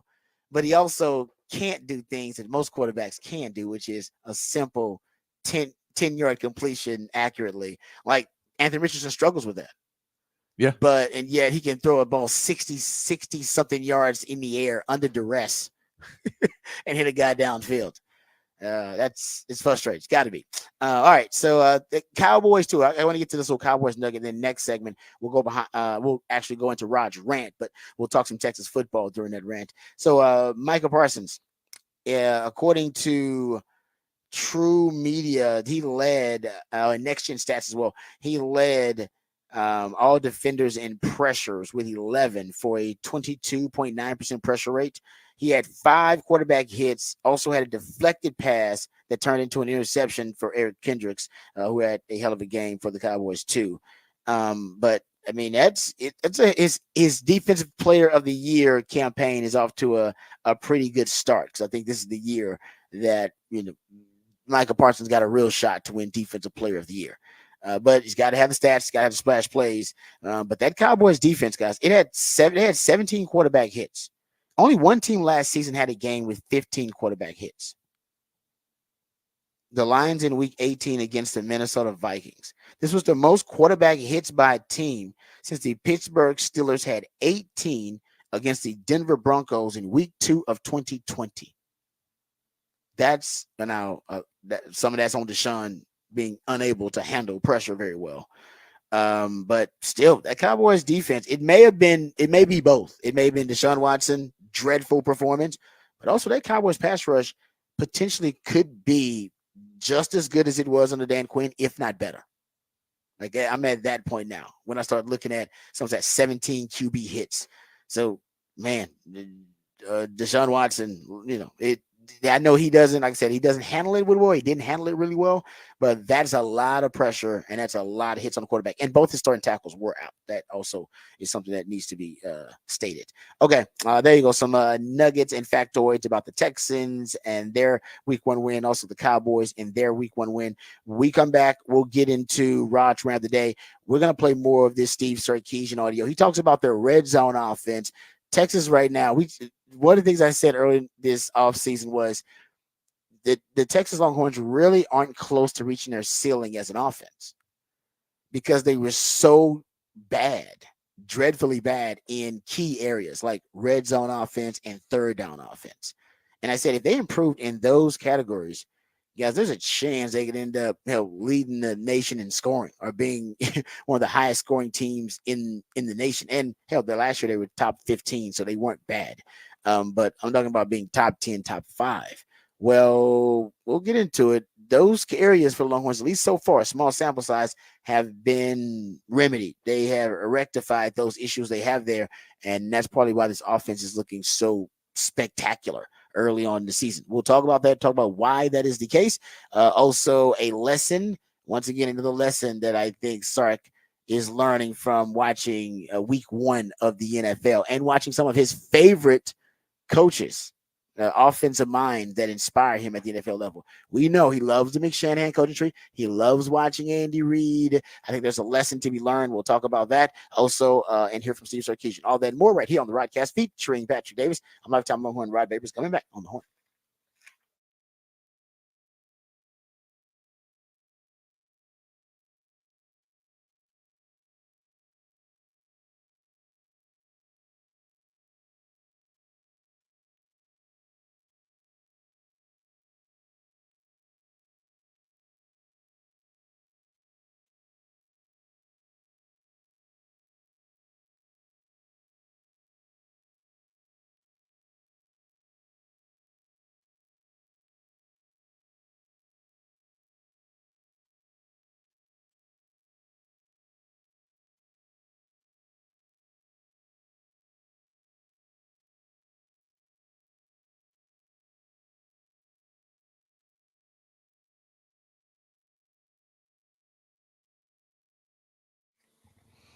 Hey, what's up, folks? Lifetime Longhorn Rod Babers here. Let's talk about Dr. Eckert and his wonderful team. I'm a huge fan of Dr. U, and you will be as well. Trust me, I owe them a huge debt of gratitude. I went there initially just to get a tooth cleaning and to get my everything checked up and just a routine checkup. And turns out that that everything was okay because they found that my wisdom teeth were growing in sideways and that I was on the verge of a disastrous situation. They worked quickly, folks. They made me an appointment to get the procedure done, made sure that I was well informed and educated about the procedure and the process, and had everything done. I was back at work within a couple of days, and now my dental health and dental hygiene have never been better thanks to Dr. Eckert and his wonderful team, and they can do the same for you. Now, hopefully, it's not as serious as having all of your wisdom teeth extracted. Hopefully for you, it's something pretty routine, just a cleaning and a checkup, but either way, you're in great hands with Dr. Eckert and his team. If it's general dentistry, teeth whitening, porcelain crowns, veneers, dental implants, full mouth reconstruction, even root canal therapy, whatever it takes to ensure you're getting the best quality dental care available. That's what Dr. Eckert and his team are all about. And right now, he can give you a brand new smile in just one day. Permanently secure to your dental implants. No time spent without teeth. You'll get temporary fixtures first until they complete your permanent smile, and you'll smile again with confidence and eat freely without pain or discomfort. Now, we're talking about a lifelike permanent solution. So if you've been told your teeth need to be replaced, place, or you already have dentures, or been told that you need dentures, call Dr. U to learn about this revolutionary alternative to dentures. That's right, folks. It's a revolutionary alternative to dentures, and it's a complimentary consultation. So, which means you got nothing to lose, but so much to gain, because a confident smile can truly change your life. And Dr. Eckert wants to change your life for the better. So, what are you waiting for? Give him a call today, 512-345-3166. That's 512-345-3166, or visit dreckert.com, DRUECKERT.com. And right now, if you go to Dr. Eckert's office and you tell him that you're a Horn listener, or that you heard it right here on the Horn, you'll get free Zoom whitening with any treatment. That's right, folks. Free Zoom whitening if you're a Horn listener. Dr. Eckert taking care of the Horn fans out there. So hit him up, dreckert.com, DRUECKERT.com.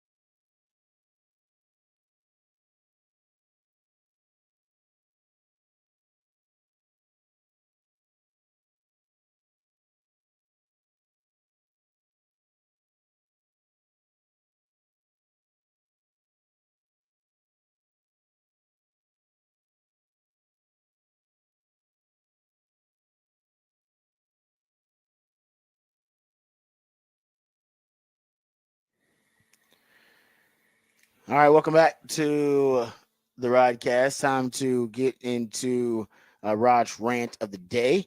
I want to get back to some of the Steve Sarkisian audio here from his Monday media availability. He got into a lot of different topics, and one of the topics I thought was really interesting was about red zone efficiency. He talked about him, diving deep into red zone offense in the offseason, trying to figure out what led to Texas being so deficient in that area. They were 120th in the country last season in touchdown percentage in the red zone and never really figured it out. It's one of the reasons they lost the Washington game and lost that game versus Oklahoma. And although the talent level is undeniable for Texas on the offensive side of the ball, was last year as well, couldn't really figure out what their identity was in the red zone. And this year they've been spectacular in the red zone. 11 of 11 in the red zone. They got 10 touchdowns out of the 11 red zone opportunities. They're tied for second in touchdown percentage nationally, 90% touchdown percentage in the red zone. Last year they were 120th in touchdown percentage in the red zone, hovering around 50% touchdown percentage in the red zone. Now they're at 90%. And that's a huge difference. And I think now they're averaging almost 42 points per game. Last year is at 35, almost 36 points per game. That's a huge leap. If they continue to be this efficient in the red zone, they're going to continue to score a lot of points, even in conference play, in SEC play. So here's Sark when he was asked about the red zone efficiency, what they've done to improve in the red zone, what's been the biggest difference from last year to this year, going from 120th in red zone touchdown percentage to now being top 10 in touchdown percentage in the red zone. Here's Sark.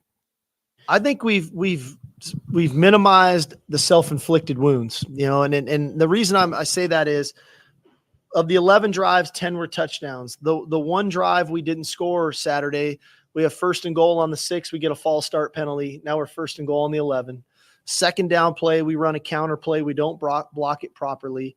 Third down, that was first down, recreated. The second down play, we run a power play we felt like was really good. We don't go block the safety. The safety makes the tackle in the hole. And then third down is tough. When you have third and goal from the 10, that's a difficult scenario. But it goes back to the self-inflicted wounds. When we really evaluated last season, it was A, penalties, and B, execution. And so, again, sometimes the execution is on us as coaches, that maybe we have too much that they have to learn, that they can't know the finer details of those calls. And so we've tried to really kind of get our red zone package pretty tight, get really good repetitions so that our guys can execute it at a high level. And the result is, hey, we've got 10 touchdowns, but it was easy for me this morning to point out and go through that sequence of plays with the team of, hey, we had to settle for 3 points. Here's why. And so it goes right back to, okay, what do we need to do better so that doesn't happen next time?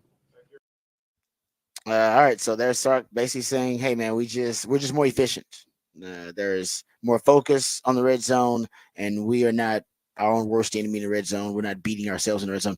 I think it goes a little bit deeper than that, and I'm not sure if Sark wants to give up a lot of his secrets and what he's discovered about the red zone, and maybe it is just they're just more efficient. But I think ultimately they've given more of the offense to Quinn in the red zone. I think the Quinn's improvement overall and the offensive line's improvement overall are your biggest reasons why you're better in the red zone. Even though, there's an argument to be made. Are they as talented as they were last year, more talented than they were last year? There is no doubt. I mean, both groups are really talented. There was no reason for Texas to be inept in the red zone last season. They had plenty of talent. First round wide receiver, second round wide receiver, top running back taken off the board, NFL tight end, biggest offensive line of the conference. There was no reason for them to be 120th in touchdown percentage in the red zone. But now, yes, they may have cut out the mistakes. I think Quinn's efficiency and I think his really accelerated development now that we've seen from last year to this year, because I think he's taken a huge leap. His ability to get through his progressions quicker in the red zone, where everything happens faster. Remember, I told you everything happens faster in the red zone. That's why when I went and studied Texas red zone issues, and I did several rants about this in the offseason, one of the biggest factors, in my opinion, cheat codes, hacks in Texas success rates in the red zone. When I looked at the plays that did have disproportionately, more success than other concepts in the red zone, misdirection was a big part of it. Lots of misdirection. And the reason that makes sense is because everything happens faster in the red zone, right? You have constricted space, so everything happens a little bit quicker in the red zone. So if you get a defender to take a false step or a defender's eyes occupied for any amount of time, that advantage is exacerbated in the red zone. And I think that's why the misdirection works really well. You go look at some of the concepts that they've had success with even this season in the passing game in the red zone specifically. Misdirection applied to it, whether that's the Bond touchdown where he takes the hard line release and then takes it, pivots to the corner, or it's, the golden touchdown, the no look pass, because you had split flow in the backfield, which, that split flow RPO is a staple of Sark's offense. Whether you're talking about the golden touchdown versus Colorado State, where there is the rub route that he runs on that 2-yard touchdown that he ends, the 3-yard touchdown that he ends up having. And there's a rollout that Sark ran versus Michigan, that Quinn threw that beautiful throw on the move. That's a version of misdirection. And I think that is something Sark's using a little bit more. It's subtle, but I'm noticing a lot of misdirection in the plays that they're scoring on in the red zone and the more successful plays in the red zone. I even love the Jaden Blue. It's not really misdirection when you have that motion, the empty motion out of the backfield. Then since he works like a toss sweep where you toss it out there to him really quickly, and that's a play he scored on, Jaden Blue scored on versus Michigan. Not misdirection, but still in the same. It's in the same family, in my opinion. Kind of that where the rollout is too. Just forcing a defense to defend every bit of that restricted space in the red zone, east to west and even north to south. And I think, like I said, the offensive line's giving you more of a push. That goes without saying. They proved that in the Michigan game. Quinn's development, though, guys. I mean, he's got 6 touchdowns. All of them are in the red zone. He's got 6 passing touchdowns. They're all in the red zone. And 5 of his 6 passing touchdowns in the red zone are all straight drop back. 65% of Sark's offense is play action pass, screen game, and RPOs. All deception-based hacks and cheat codes to help the quarterback. He's basically cut those out in the red zone for Quinn. I think, number one, it helps him get to the progressions quicker. Let's cut out all the fluff. Let's just get you, boom. You see it. You recognize the pre-snap and where the matchups are. Let's just go get right to it.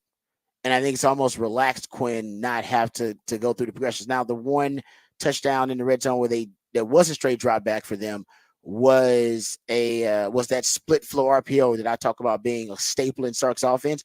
That was a no look pass. Go look at. He doesn't even really. He barely executes that fake.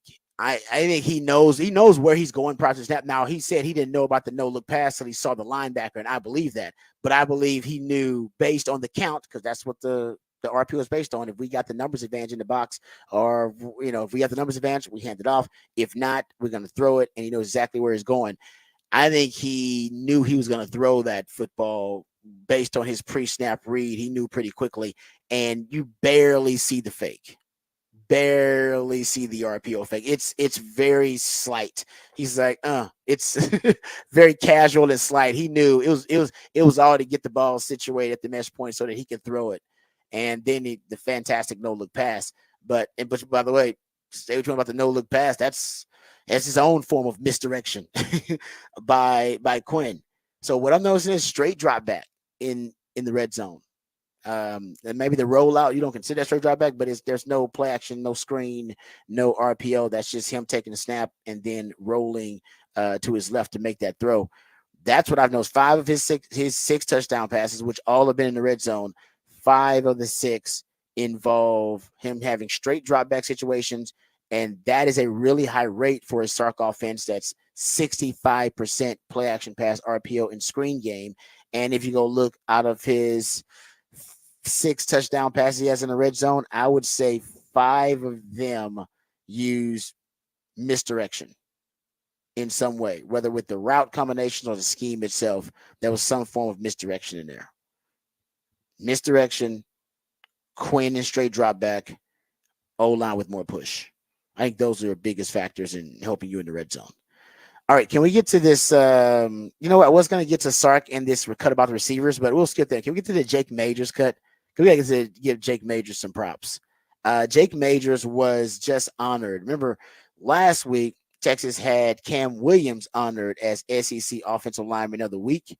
Well, Jake Majors got it this week, and he earned it, by the way. He's going up against Mason Graham and Kennedy Grant, best D-tackle duo in college football, and honestly, they weren't much of a factor at all. I mean, in that game, a lot of that was scheme, but a lot of that was just Jake Majors playing his butt off. Here is Sark talking about Jake Majors, his starting center, who, man, against Michigan, really made himself a whole lot of money. Well, he's 38 years old. No, I mean, he's played a ton of football, you know. I mean, he's in year 4 in our offense. He's in year 4 working with the same line coach in Kyle Flood. And he played even the year before that the year before we got here. So I think experience is huge. I think comfort level in the offense. I think rapport with Quinn is big. It's the 3rd straight year of he and Quinn working together. And so a lot of some of the protection calls and different things they're on the same page with, and they're very good friends. And so that's helpful. I think the respect he garners, not only from the other 4 offensive linemen, but from the team, because of the way he goes about his business, not only on the field, but off the field. So I think all of that adds up to, I mean, he's a great leader on our team. He's a very good player. He's savvy. You know, some of the mistakes maybe he made a couple of years ago, he's not making now because he's learned from maybe some of the failures along the way. And so we're fortunate. As much as we're fortunate to have a 3rd-year starting quarterback, we're really fortunate to have a 4th-year starting center for us. Yeah, we all take Jake Majors for granted. I mean, there's no doubt. If you look at all the players who we overlook the most, who are the most integral and the most important, Jake Majors is it. We never talk enough about how convenient it is that Texas has a 4th-year starting center. Yeah. Right? It's just that's crazy. He's gonna break, guys. Shout out to my man CB, because I didn't realize the CB informed me of it. He's gonna break the all-time starts record at Texas. If I'm not going to. He starts every game this year with Texas making a run of some sort. He'll break the all-time starts record. It's center. I mean, a quarterback, I get that. I believe it might be Colt that has, hold on a second, maybe has the record. But either way, that's really, like I said, we overlook him and don't appreciate. Talk about the most underappreciated guys.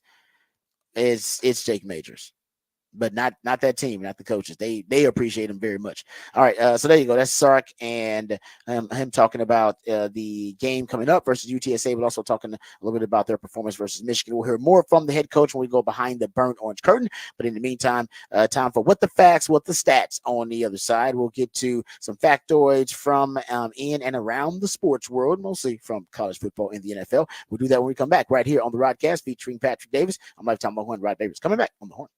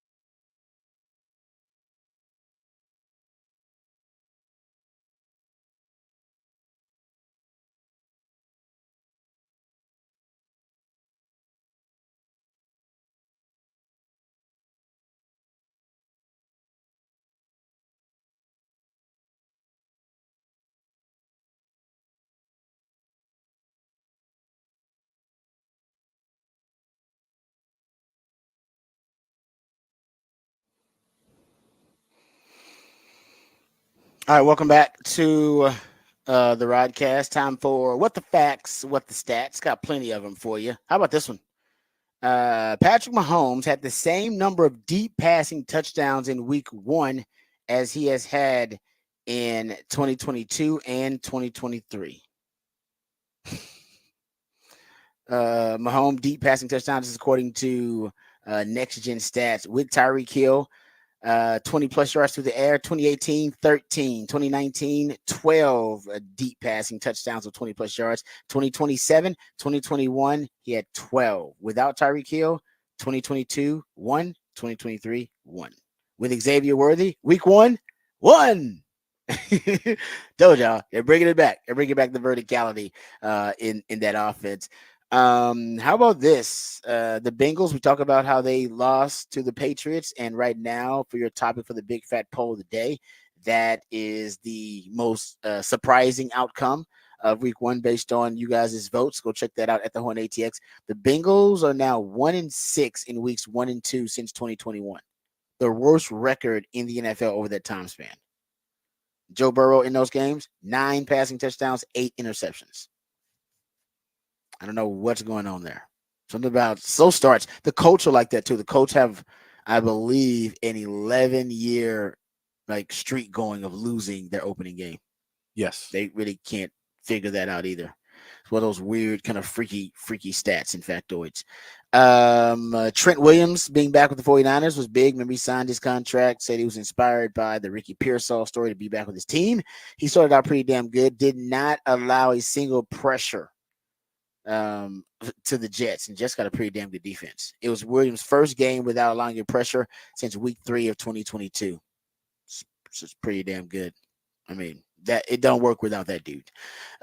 He is legit their best non. If you look at it overall, he may be their most important non-quarterback on the team. And with that 49 and their recipe to win, you may be arguing that he's more important than the quarterback because of the run game.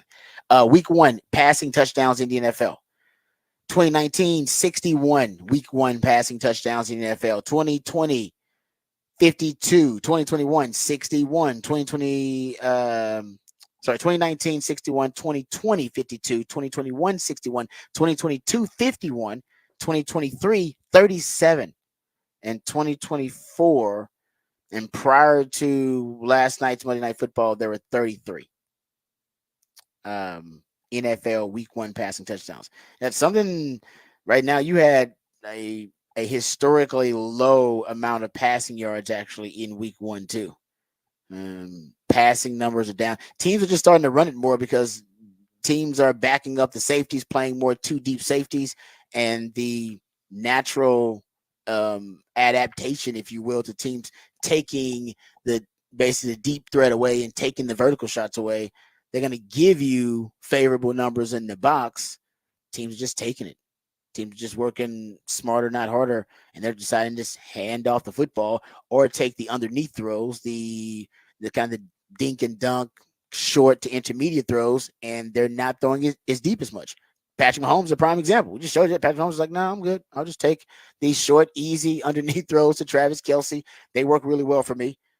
So yeah, prior to last night's Monday Night Football game, 186.9 passing yards per team were the fewest in week 1 of the NFL season since in the 2000s. So week 1 of season in the 2000s, and the 121.3 rushing yards per team were the most in week 1 of a season since 2008, and the second highest in the 2000s. So, man, the 49ers ran the rock a lot. And Aaron Rodgers didn't light it up. And, they didn't need Brock Purdy to light it up either. So the NFL is concerned about it. They want more, they want more high, prolific, high scoring offenses. And right now, teams are deciding to play a lot of smart football. Games are still good. Games are still competitive, still dramatic, coming down to the wire.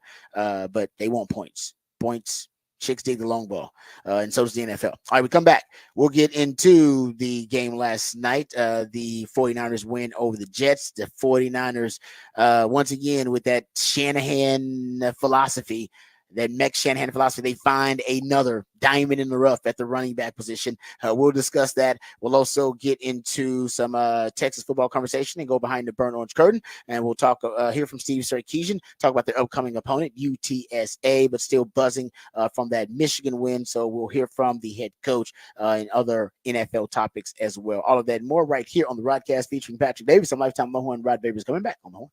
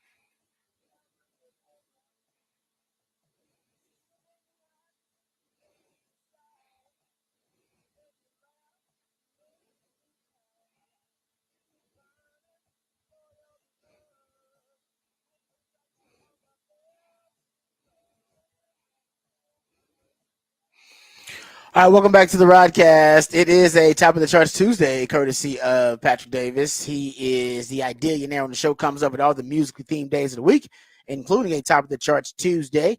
I'm not familiar with the Abracadabra one. You're not familiar with that? Abracadabra? I don't know if I am. That's why I was kind of listening to it. I was like, let it play out. I was like, I don't know if I can, I don't know if I recall it. Steve Miller Band. Okay. Yeah. No, I like it. I'm not hating on it. I just and it doesn't actually sound a lot like other Steve Miller Band songs. Okay. Like Fly Like an Eagle and I like the groove, but I was like, I don't recall for it to being obviously number one hit. Usually I'm like, I've heard that somewhere. I feel like this came out like a few years after a lot of other Steve Miller Band hits, so it doesn't feel like in the same because it's 80s. Okay. And a lot of his stuff was before the 80s, and so it's kind of it does have that 80s feel to it a little bit. That's why I was like, oh man. Yeah, I like it. There you go. I learned something new every time on a Top of the Charts Tuesday. I also learned something new when Patrick and I started discussing his topic for the Big Fat Poll today. Always a great conversation starter. What is your topic for the Big Fat Poll today, Patrick? Big Fat Poll of the day. What was the most surprising outcome in week 1 of the NFL? Right now, of course, Patriots and Bengals running away with it. Clearly in the favorite, the Patriots beating the Bengals 16-10. But the Steelers beating the Falcons 18-10 and the Bears beating the Titans 24-17 with no offensive touchdowns in the game. We're down 17-0 and came back and win that game with no offensive touchdowns. Are both tied there. It's also getting a few votes. Yeah, no, that's wild. I mean, there's like I said, a lot of weird outcomes that I just didn't expect. Even with the Falcons losing, I expect the Falcons. I'm not shocked that they lost, and we know losing to the Steelers, they're pretty buttoned up. We always talk about Mike Tomlin, but the fact that that offense didn't use any play action at all, that's weird. Like even if it's not a Shanahan offense, and is it Zach Robinson who's running the offense? Yes, from the Sean McVay coaching tree, and obviously from this Mick Shanahan coaching tree. That was weird. Them running, not any. I don't think they ran under center at all. Maybe I think they were like 96% actually pistol and shotgun. Usually there's a little bit more under center from the McShanahan offenses or that Sean McVay offense too. And I was just a little surprised by that. So the offense just doesn't look like I thought it would look. No. And again, for the Steelers, it's not that it's the Steelers. It's the Steelers with the guy who couldn't even win the starting job over Russell Wilson, who didn't win the starting job and just got it. But then Russell Wilson was hurt, so he could not play. He was inactive for the game. So Justin Fields gets the start, and they still find a way to win the game. Justin Fields. People talk trash on Tom. He's such a good coach, man. He'll find a way to win the game. He knows how to win games in that league without, and I always seen him do it without an elite quarterback. With Big Ben, he was winning in the playoffs.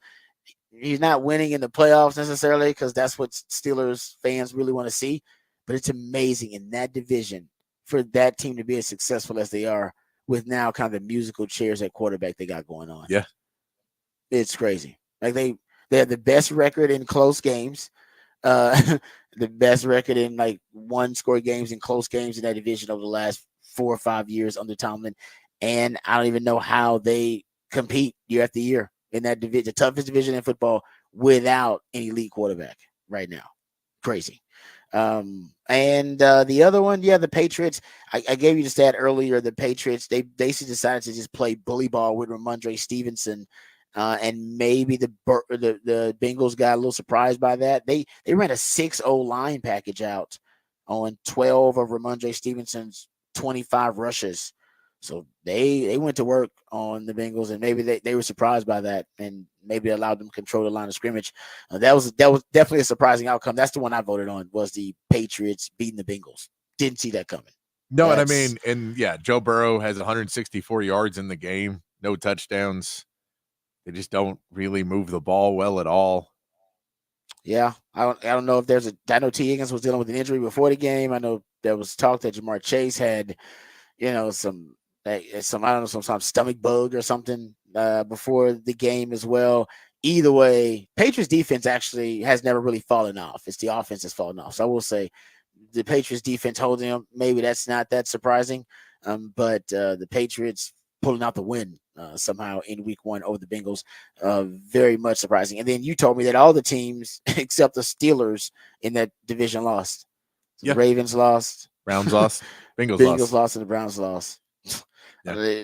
Yeah, it doesn't make a lot of sense, but hey, Tomlin, trust me, he gets it done. And there's one other division yeah. with only one team that won, and that was, of course, the AFC South, that the Jags lost, the Titans lost, and the Texans beat the Titans Colts. shouldn't have lost. The Titans shouldn't have lost that game. They should I don't not. know how they lost. You pointed out, I don't know how they lost the game. The running game was working. I hadn't even paid attention to that, but being up 17-0 or 17-3 at halftime, whatever it was. Yeah, they were up 17-0. The Bears get a field goal right before the end of the half, so they're able to score to not go into halftime with nothing, and then don't score an offensive touchdown and still win the game. How's it? Yeah, that's got to be the first time that's happened in NFL history. No, maybe not. Maybe I'd have pulled out the stat by now if it had, but that's got to be rare, extremely rare for have a 2 touchdown comeback like that to come back and win the game when you're down.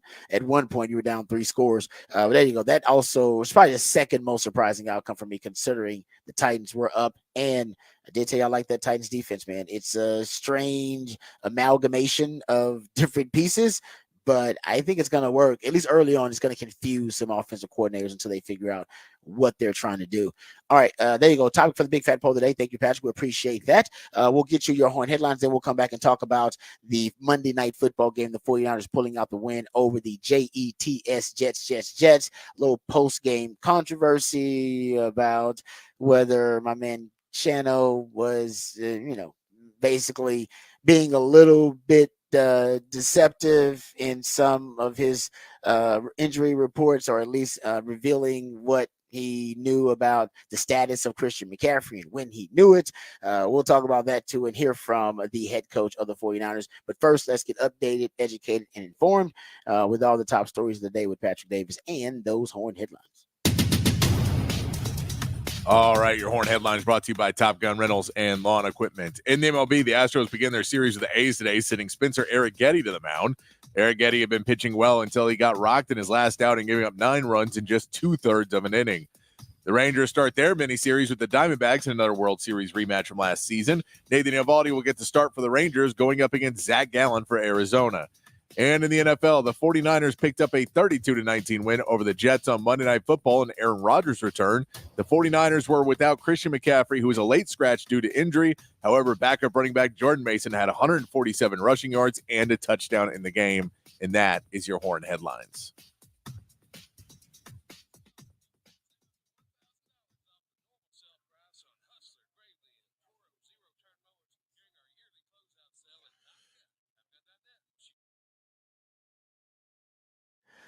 All right, thank you, Patrick, for the Horn headlines. We appreciate those. And yeah, the 49ers, they did it again. We're not to say the Shanahans did it again. They do have a knack for being able to find late round running backs, undrafted running backs who are perfect for that, Shanahan zone blocking system. And it's been the case since Papa Shanahan, and even Kyle and Shano's able to do it as well, even though he has Christian McCaffrey, who he spent a lot of draft capital on to trade for Christian McCaffrey, and they do pay him top dollar. So it's not necessarily following the philosophy, right? I think kind of following it to the T or to the letter that his dad did, because I think his dad was all about finding a low cost running back for that system. But it tells you that the system still works, that the Shanahan system can still find a running back as long as they have these specific traits and this specific skill, which is usually that one cut ability, that the Shanahan zone blocking system can still maximize a running back, even if he's not highly drafted or highly paid.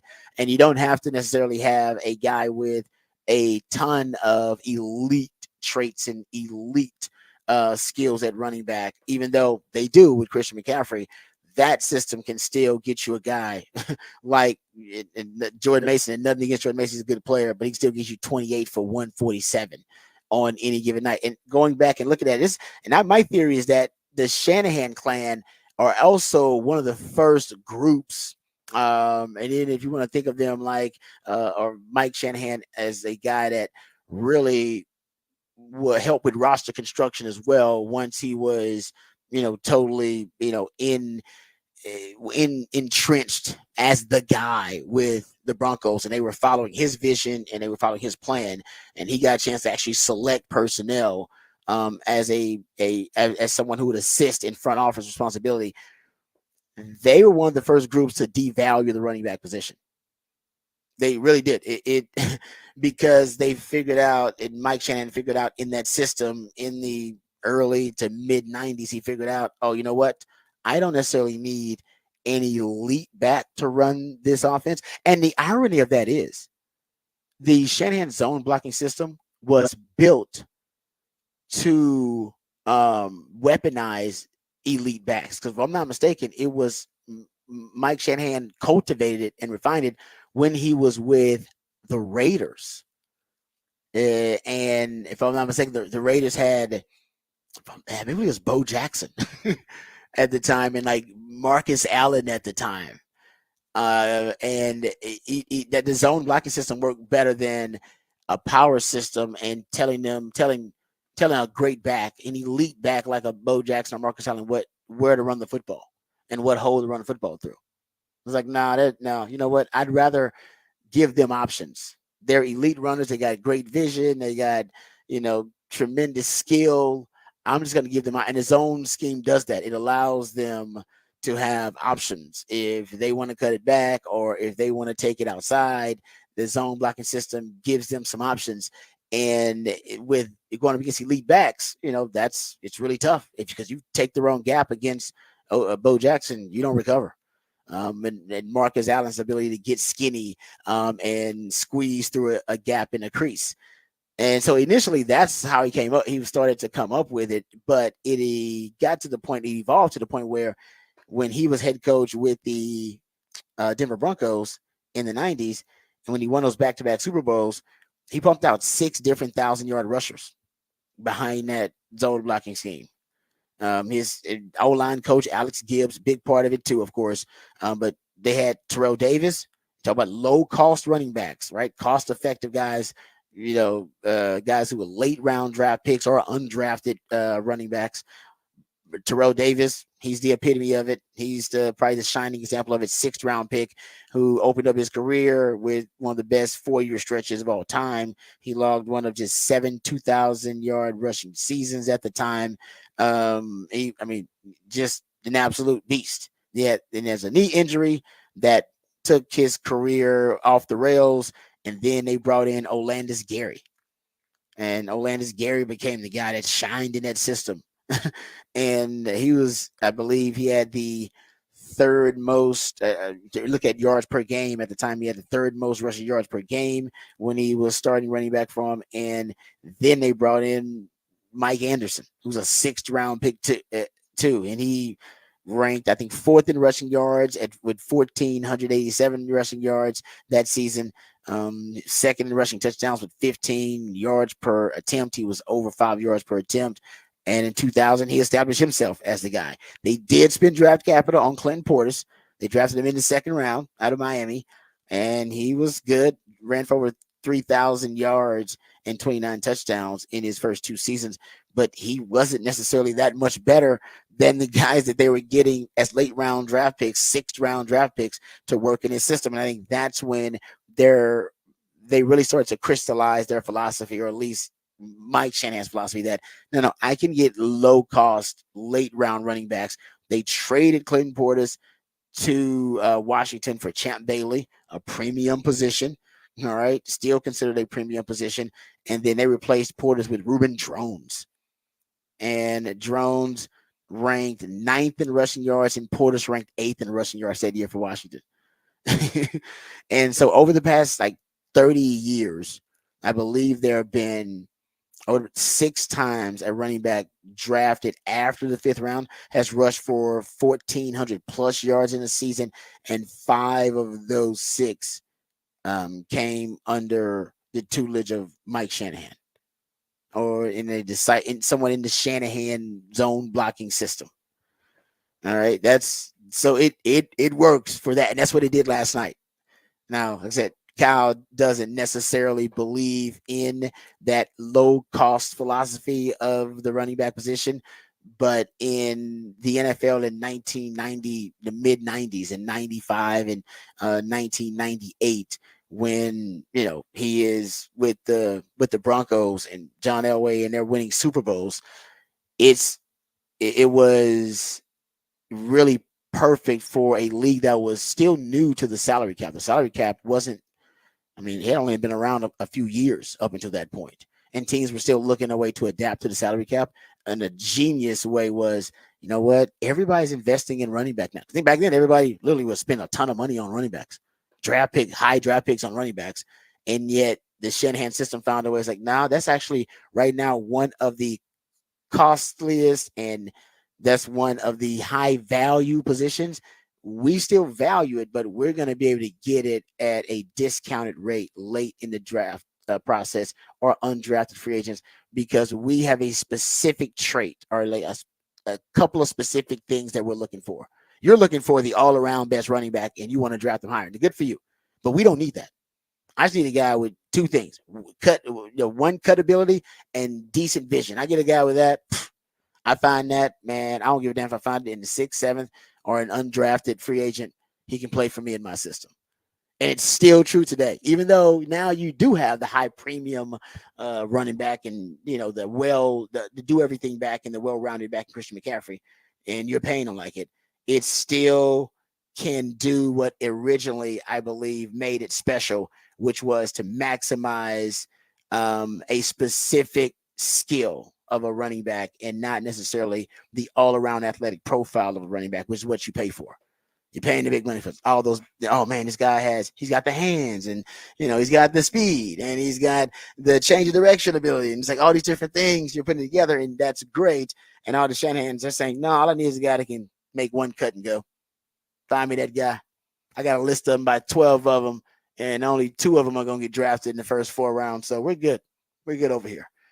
It's a brilliant system, and it's like I said, still works. And now everybody pretty much runs the damn Mick Shanahan zone blocking system in some regard.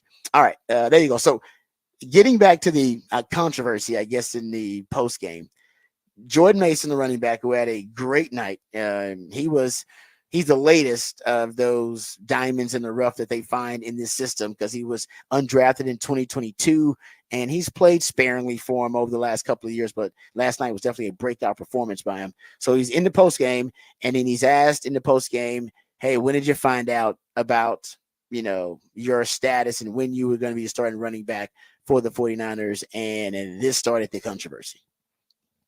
We're going to see where we go from here. When did you find out that you were going to be starting? When I found out, maybe Friday night, something like that. I was always prepared. We went to training camp. I was RB1 at training camp, so just been preparing from there and just. All right, so he's like, Friday night. It makes sense. Like, okay, maybe that makes sense, and they're done with all the install, and they're done with practice by that time, and the team should know, all right, going in, these are going to be our starters.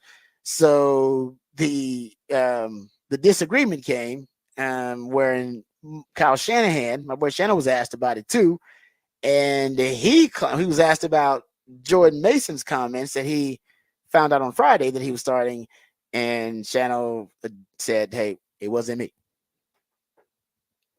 Jordan said after the game he was told on Friday night he was going to start. When did Christian start feeling awry?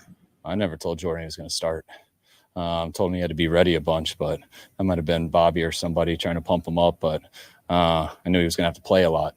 I told him that he was going to have to, it wasn't going to be like usual. He was going to be a number 2 back that was splitting a lot of the time.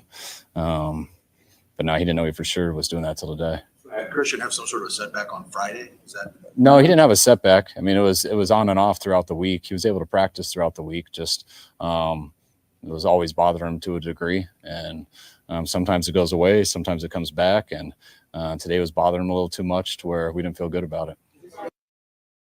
All right. So he says, maybe somebody told him that, but I didn't tell him that. So, hey, NFL, don't come after me for misleading folks with injury reports and availabilities. Here is Jordan Mason, and somebody had a conversation with him, so he had to change his tune. and he was asked about the response from his head coach and when he received the news. And here's what Jordan Mason said in the post game, not when he was what you heard last time when he was on the field. This is when now he goes into the locker room and he's on the podium speaking to the media. Here's Jordan Mason again. When did you find out that you'd be in the starting lineup? That question right there is why I'm at. That's why I don't like really talking to media, because you say one thing wrong and then, I don't know. Just skip that question. And that was skip that question. I'm sure that was a conversation. I don't know if it was from Shano himself, but he's like, hey, they don't need to know what we talk about. They don't need to know it at all. And I think ultimately probably somebody did tell him that, hey man, you're gonna probably be starting the way things are looking. That Shano can't be the one that said it, because then the NFL might want to talk to him about, hey, are you misleading people with injury reports and player availability, that kind of stuff. Yeah. So yeah, it's both things can be true. That Shanahan does have plausible deniability. Like, no, I didn't tell him. No, that's when he says, when Shanahan said Bobby may have told him, it's that their running backs coach, Bobby Turner Jr. is who I'm assuming he is referring to as the running backs coach. He goes, his coach told him, hey man, you could be starting on.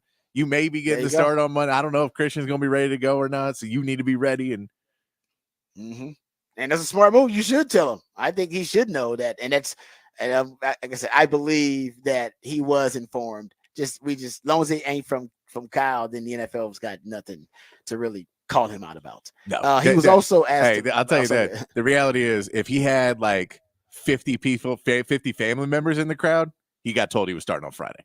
If he did, maybe it's a little bit more believable. But if he has like 50, where he's like, no, I'm getting my first career start and all that stuff, then like, oh no, he got told. That's a nice way to check it out. You're right. That'd be a nice way to check it out.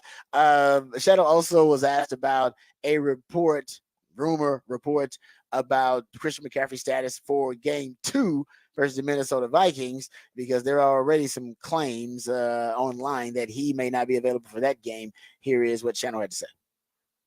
There was a report that Christian probably wouldn't play against Minnesota just because it's a short weekend on turf. You're saying?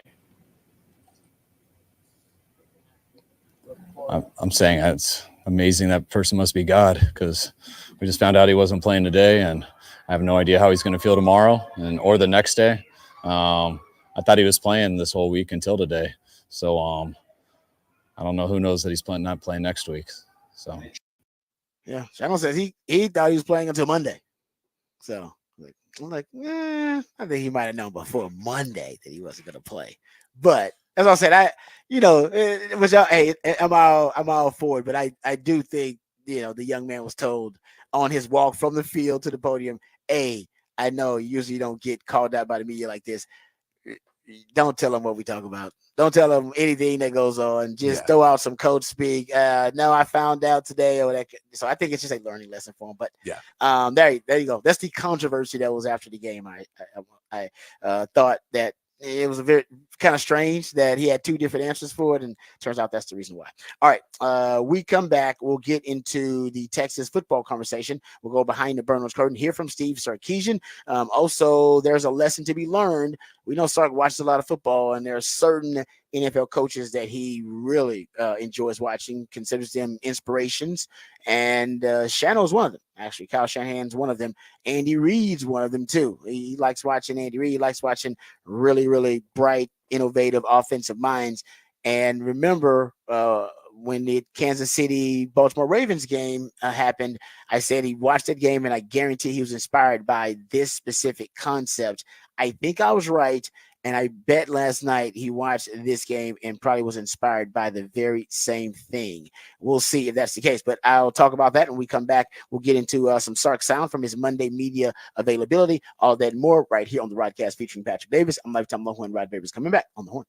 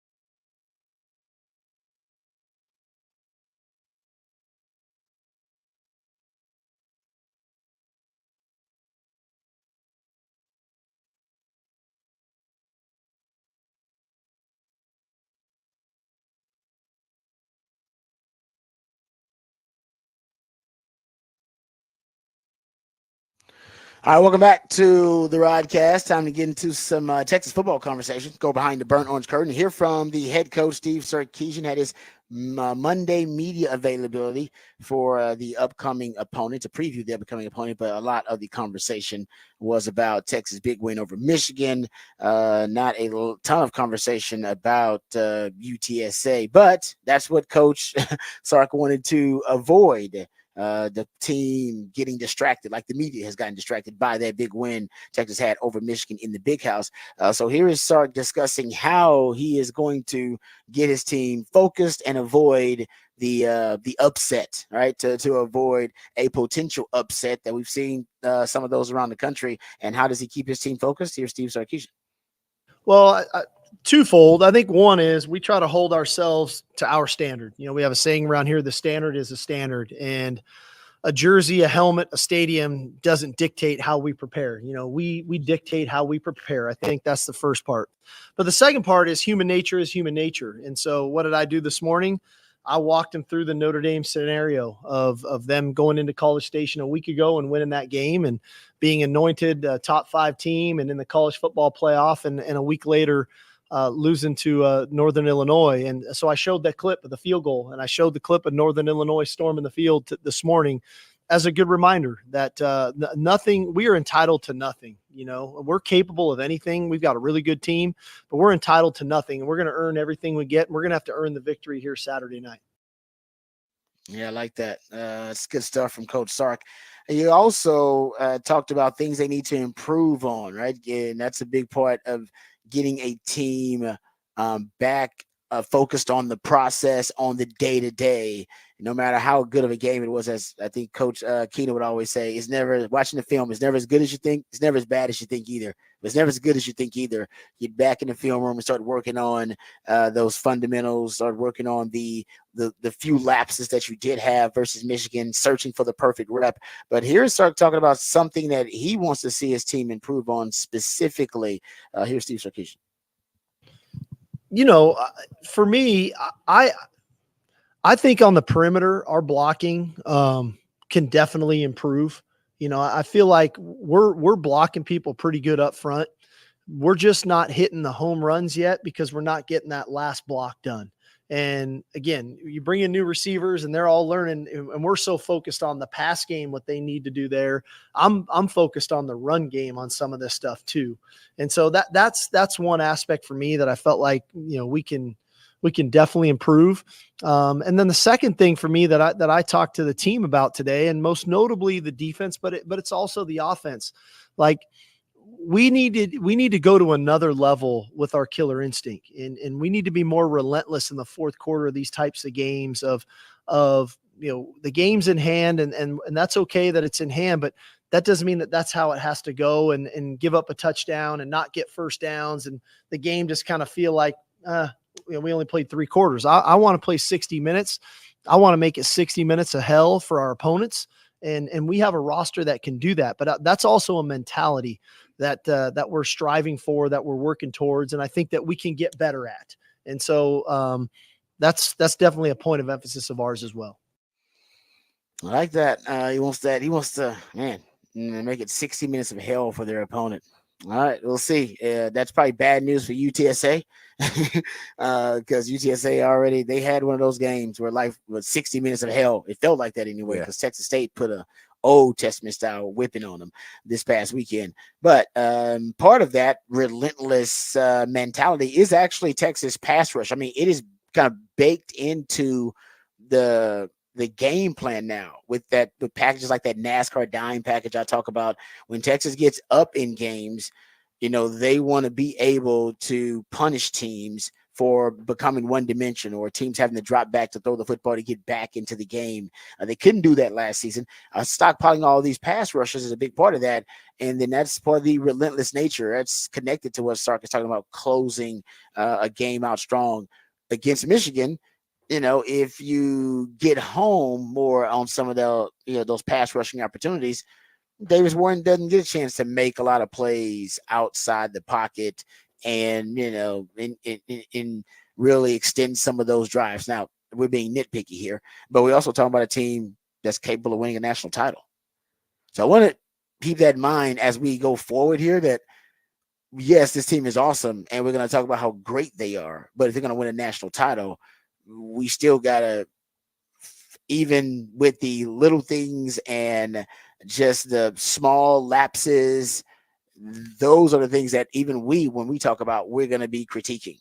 So some people are like, I'm sure some Longhorn fans will think of that as, oh, you're being too negative with a really good team, but we're trying to hold them to a championship standard now. And so if they're going to win a championship, yeah, there are little things that you have to improve on every week. And every week, unless you have the perfect game and I don't know, 50, 60 perfect reps, there's always going to be something to improve on. So I'm glad that Sark is, it seems like he is, obsessed and detailed oriented and really gonna, make sure that these guys, although they're having a lot of success, that they're as buttoned up as possible in every aspect of the game. And that includes the defensive front. So here's Sark talking about the edges, because some people are dissatisfied with the amount of sacks that the team has so far in 2 games. Only got 1 sack, and that there was a lot of hype about the edges and how good they are, and I still think they are. But why aren't they getting home more in the first 2 games of the season? Here's Sark. Yeah, I mean, I think the rush has been good. The first game was probably a little bit more difficult than this game, where they, even though the score got out of hand, they kind of stayed committed to the run. Colorado State did. And then even in this game, I felt like Michigan, as the lead extended, they still stayed committed to the run. And a lot of times when people are trying to come back, they start throwing the ball more. And I think that's what we saw out of Michigan in the fourth quarter. And I think that's when the pass rush really started to come into effect. That Trey had some good rushes, Ethan Burke, Colin. A lot of times pass rushers don't get credit for some of the turnovers that happen, but I thought the interception that Makuba had was really forced by the pass rush by Ethan Burke, and he got his hands up and forced a high errant throw that Manny Muhammad in turn gets his hands on that ball, and then Makuba, catches the tip ball and for the interception. So, hey, we all would like sacks. We'd all like to get more hits on the quarterback. I think we need to improve upon not letting the quarterback out of the pocket. And I think the Michigan's quarterback surprised us a little bit with his athleticism and his ability to get out of the pocket and make plays. And so as much as it is just pinning your ears back and getting to the quarterback, we've got to do a good job in our rush lanes and not letting quarterbacks out of the pocket, extending plays, which inevitably is what led to the touchdown that they got late in the ball game. Yeah, I love that. We just talked about it. That's being nitpicky. It's like, yeah, we let him get out of the pocket too much. And that led to him extending plays, and that led to him being able to throw the football downfield with some success, even though it was in tight windows and contested catch situations, because the coverage had deteriorated after 5, 6 seconds. But that's why the pass rush got to be a little bit more disciplined in their pass rush lane. So I love hearing that from Sark too. The wide receivers has been a big topic of conversation all off season and of course to start the season. And I think the wide receiver, at least the passing game and the target share right now, I think it actually is pretty good, because every game so far, a small sample size, it seems like you're having different players step up. My prediction was that in like half the games this season, you're going to have a different leading receiver. So far, that's already been the case with 2. I did not expect to be Gunnar Helm to be one of those guys, but still that is the case. And first game, you had a lot of different guys I think you're starting to see guys ease into their roles in the passing game. Matthew Gold is clearly the red zone guy. Isaiah Bond is the catalyst for the passing game. So I think want to start the passing game and the downfield passing game with him, right? He's the guy that got the the double move to start the game versus Michigan.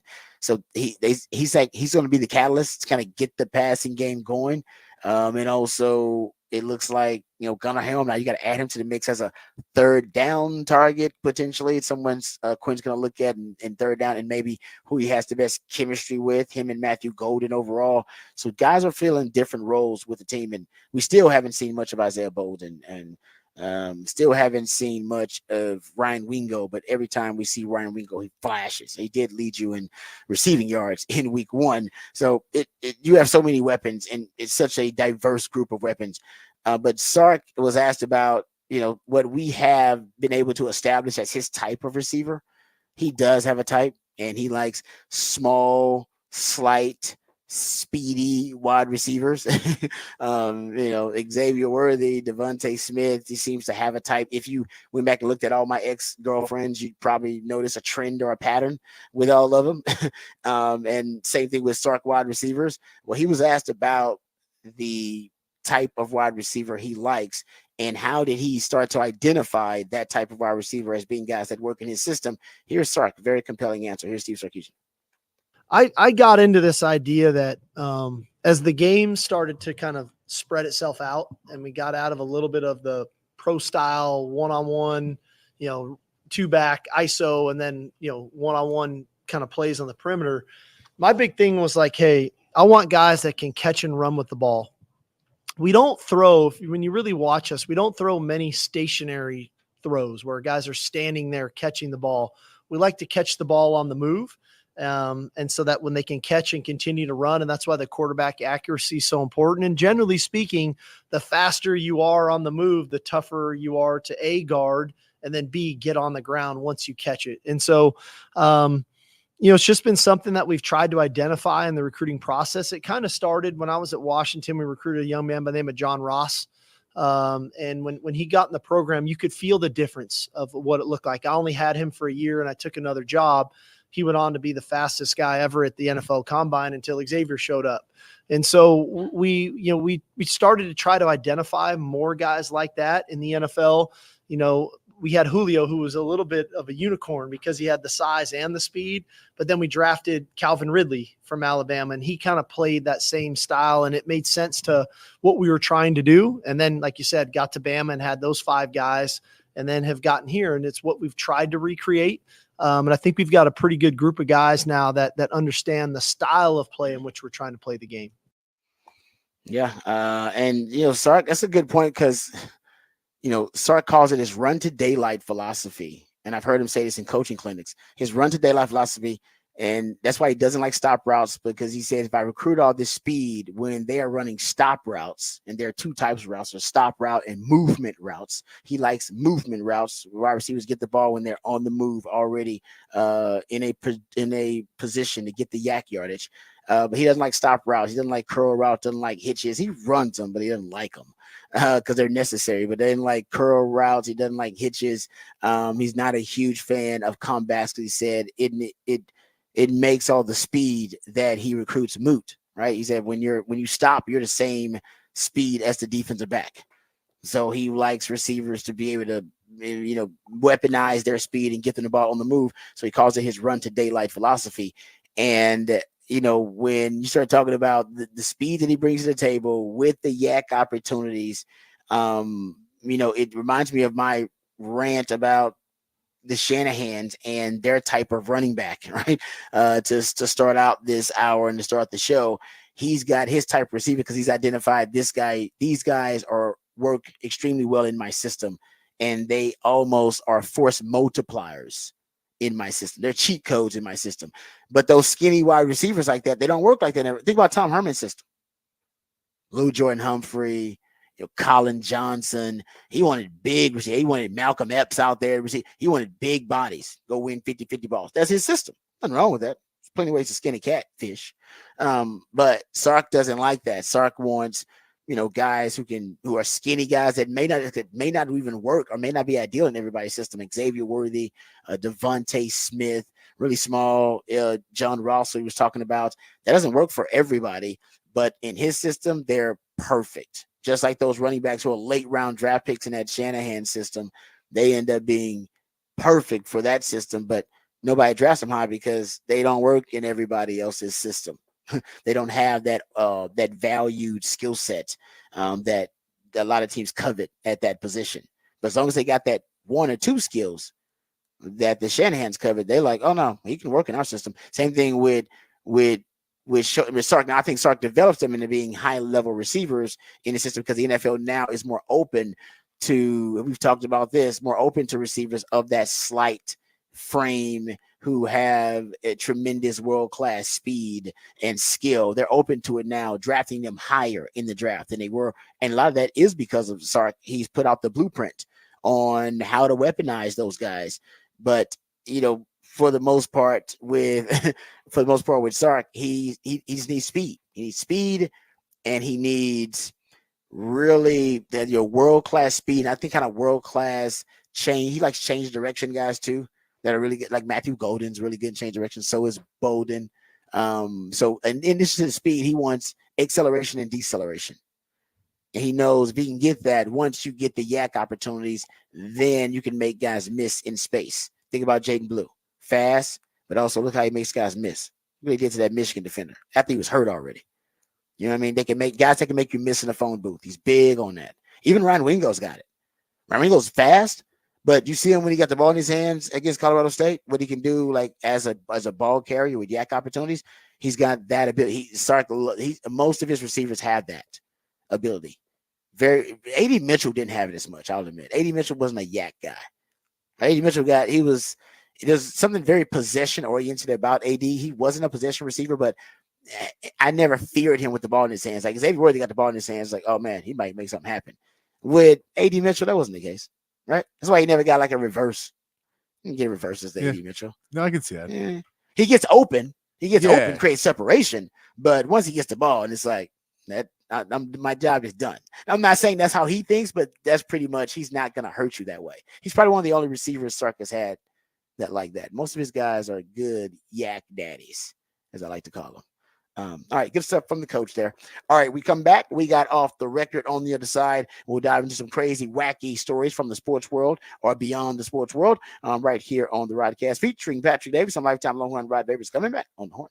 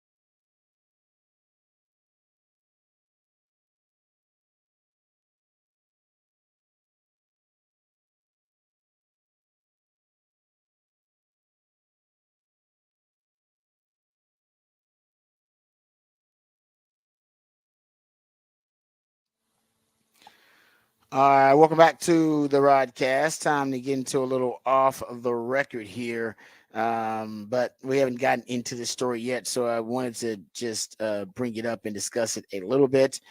This is the latest Deshaun Watson allegations. They came out yesterday, or at least they was reported yesterday. I got it from Pro Football Talk. It said on Monday he was sued in Houston for sexual assault and battery and intentional infliction of emotional distress.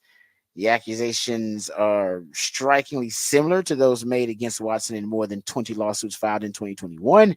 However, the plaintiff in the new case, who filed under the name Jane Doe, contends that she went on a date with Watson. Most, if not all, the other cases were in like paid like massage scenarios where he was paying a woman to come over to either give him a personal massage or a private massage, or he was going somewhere for a private personal massage. This was a date, she alleges. The lawsuit explains the date was set for October 10th, 2020.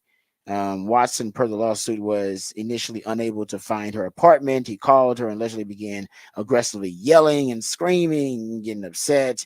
And then the allegations are basically she let him into the apartment. She wasn't done getting ready. So he sat down while she got ready, and she noticed that he was quiet and she thought he was upset. But she came out and she says he was by then disrobed, like disrobed, I should say, and naked on the bed. And then from then on, the allegations say that he demanded to be massaged, and then from then on got aggressive. And she claims that sexual assault occurred after that. So, and then she claimed she threatened harm with I believe that was something, it was like a lamp or something that she grabbed, and then he ran out of the apartment and left. Yeah. So the question is essentially, did the NFL already know about this particular incident, and did the Browns already know about it when he was dealing with the civil lawsuits and the allegations of sexual misconduct from 2021? And if they did, then the belief is that this is obviously, well, it will be much ado about nothing, because there was no criminal investigation, and the NFL already investigated the other cases, and then they already made their determination and their judgment. But if they didn't know, then there's a chance there could be a separate punishment for Deshaun Watson, and then the Browns would contractually, apparently, there would be, I don't know, some wiggle room if they want to try to get out of the deal based on a morals clause and based on how informed they were of this incident, or if they were informed of the incident prior to it becoming public knowledge. So that's basically in a nutshell. But it's a terrible. All those stories are horrible. All those allegations are terrible. But no criminal there. This is only a civil lawsuit, so there is right now no criminal investigation attached or criminality at all attached to it. So that's right now. So it will only be in a civil case. And like I said, we're not sure if this is part of the 20 lawsuits. We're not sure why it's later on, why it's happening now, as opposed to, well, maybe football season is the reason, but why it wasn't something that, if it happened in 2020, why it wasn't reported earlier, that we don't know.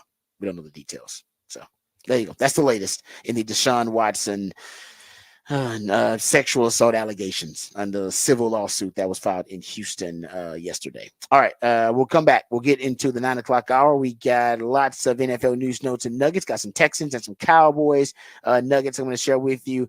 Still reviewing their win, both their wins over the weekend to start the NFL season. And also we'll get back to some Texas football conversation. We'll hear more from the head coach, Steve Sarkisian. We got Raj Rant on the other side. We are loaded as always right here on the Rodcast featuring Patrick Davis and Lifetime Longhorn Rod Babers coming back on the horn.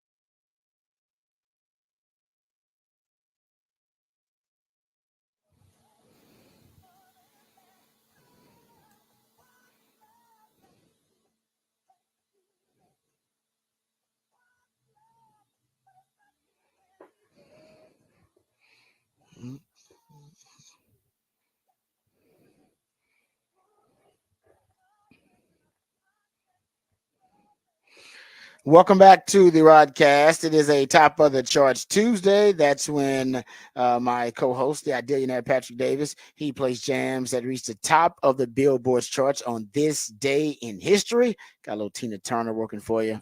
Damn good. I like that. Well, that's just a classic jam, timeless.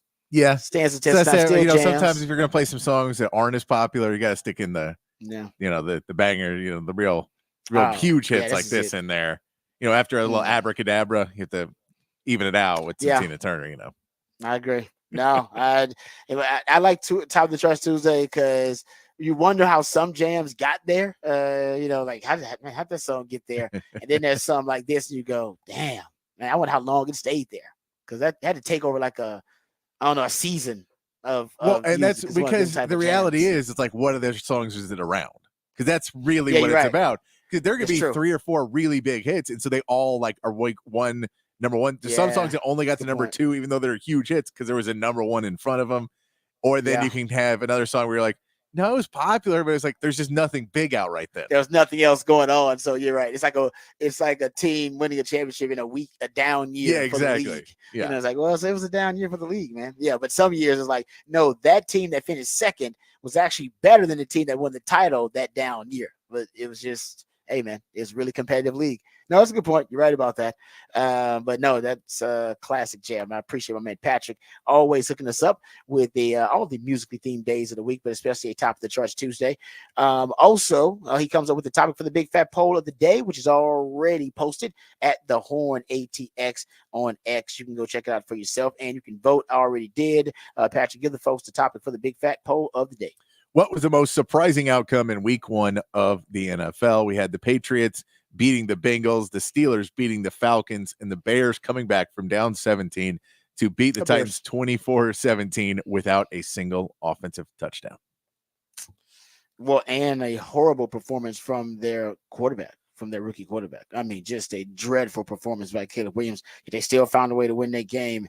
That one, if it's not the Patriots, then it's that one, because being up 17 points to any team in the NFL, that's supposed to be all she wrote, even if it is the Bears. All right, so that's the topic for the big fat poll today. Go check it out for yourself. We'll talk on some Cowboys, little Texans here, reviewing both of the wins for those teams. We talked about it yesterday, but I'm gonna wrap up that conversation. Got a couple of nuggets and factoids that we did not get into and did not discuss yesterday as relates to those matchups. We'll also hear more from Steve Sarkisian. Had his media availability yesterday. We'll get we'll get in some Raj rant. We played some of it when we went behind the Burns curtain, but Raj rant, we'll dive into more of that Sark sound and talk about, we haven't started talking about UTSA just yet, but we will. We'll start previewing UTSA tomorrow, because even in the media availability, not a lot of questions about UTSA, and that's understandable considering what Jeff Traylor had to deal with this past weekend, that Old Testament butt whipping that Texas State put on him. So we'll dive into that, but before we do, let's get updated, educated, and informed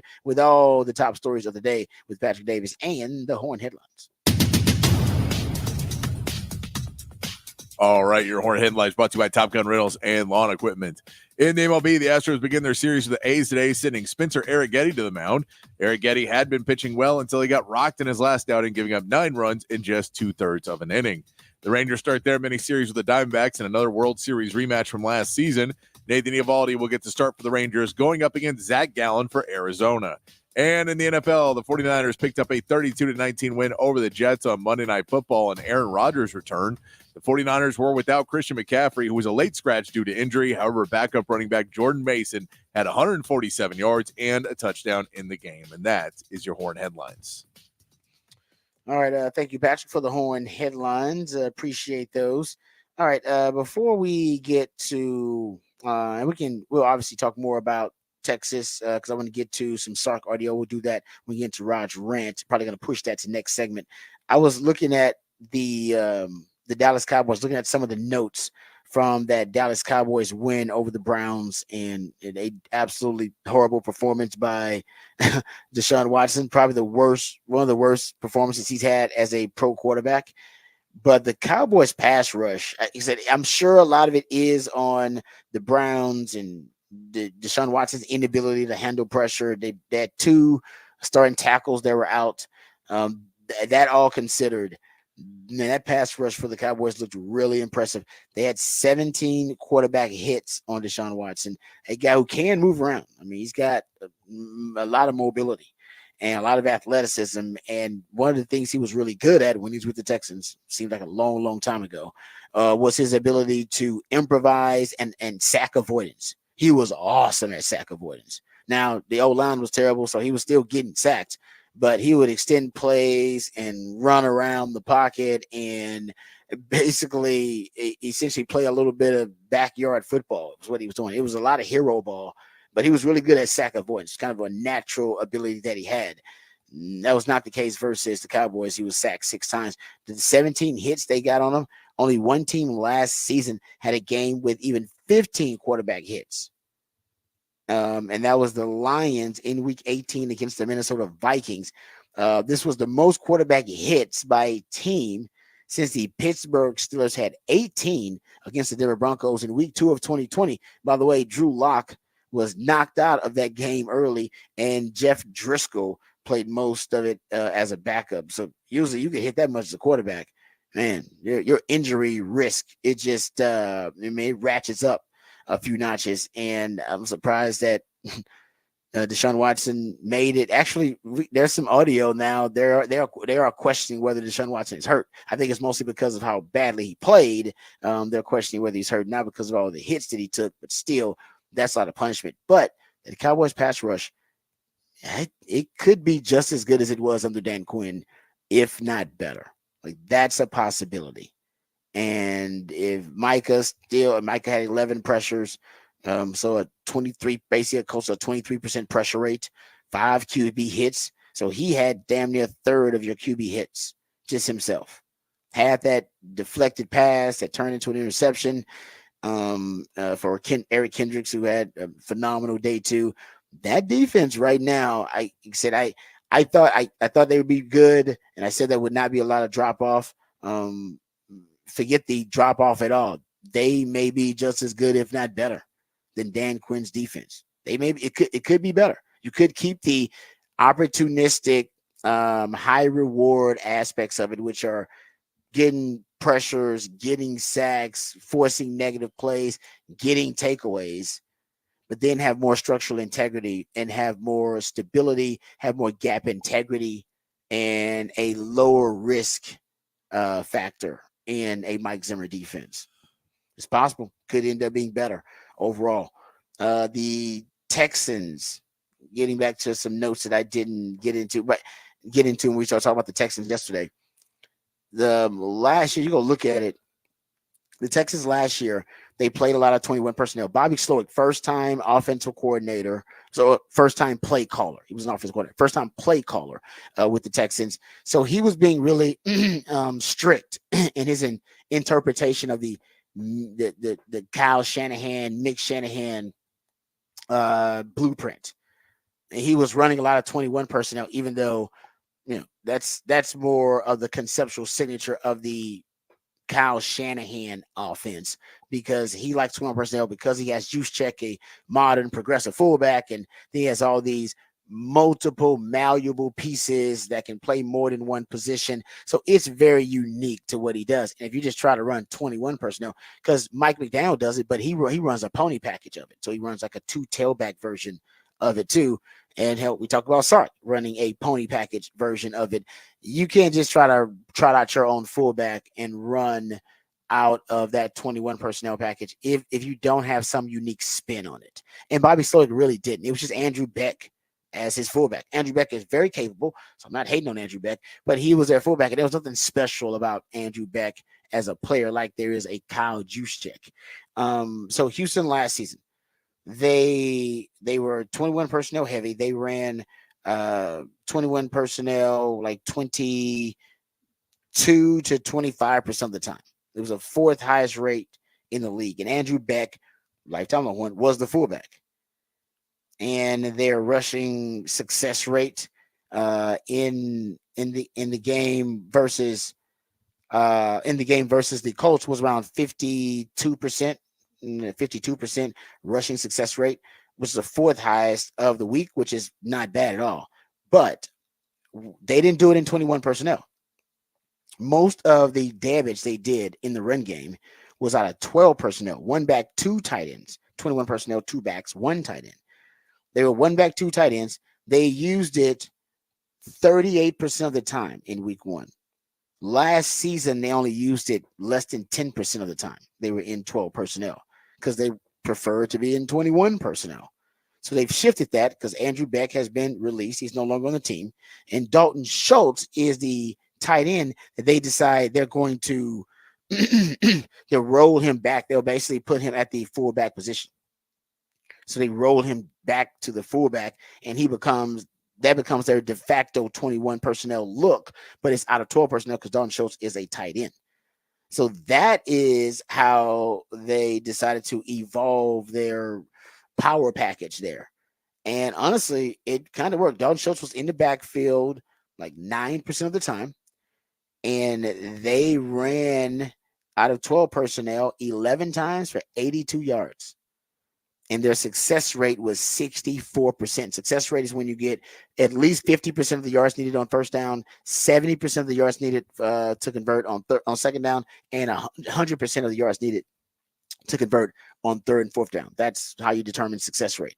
And their success rate was 64% when they ran out of 12 personnel versus the Colts, and 11 carries for 82 yards. Like I said, the overall success rate was 53%, which is not bad at all. But when they decided to line up and, line up with their tight ends too tight and run downhill on the Colts, you're talking about averaging almost 7.5 yards per rush.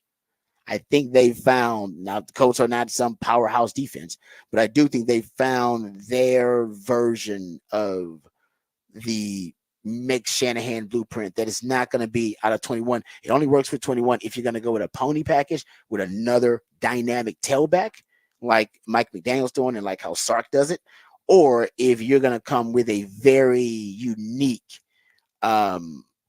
force multiplier and cheat code at the fullback position like Shannon has in college. If you just got an old school fullback, you're only going to do so much damage in that package. And that's why I like, so Bobby Sloak might be just leaning toward just being a 12 personnel team and then with a 21 personnel look at times with Dalton Schultz. So watch out for that. They were really good running the ball out of 12 personnel. One of the big problems for the Texans is they got to clean up. I went back and looked at some of those plays, and Patrick, you're so right. A.D. Mitchell was open on like 3 other deep balls that that Anthony Richardson kind of missed him on. And one should have been a touchdown. Yeah, he just wasn't that. Well, actually, there were multiple should have been touchdown, but one was like in their territory, and he was wide open pretty much. There was one where he was like 5 or 10 yards away from a DB and like 10 yards from the end zone.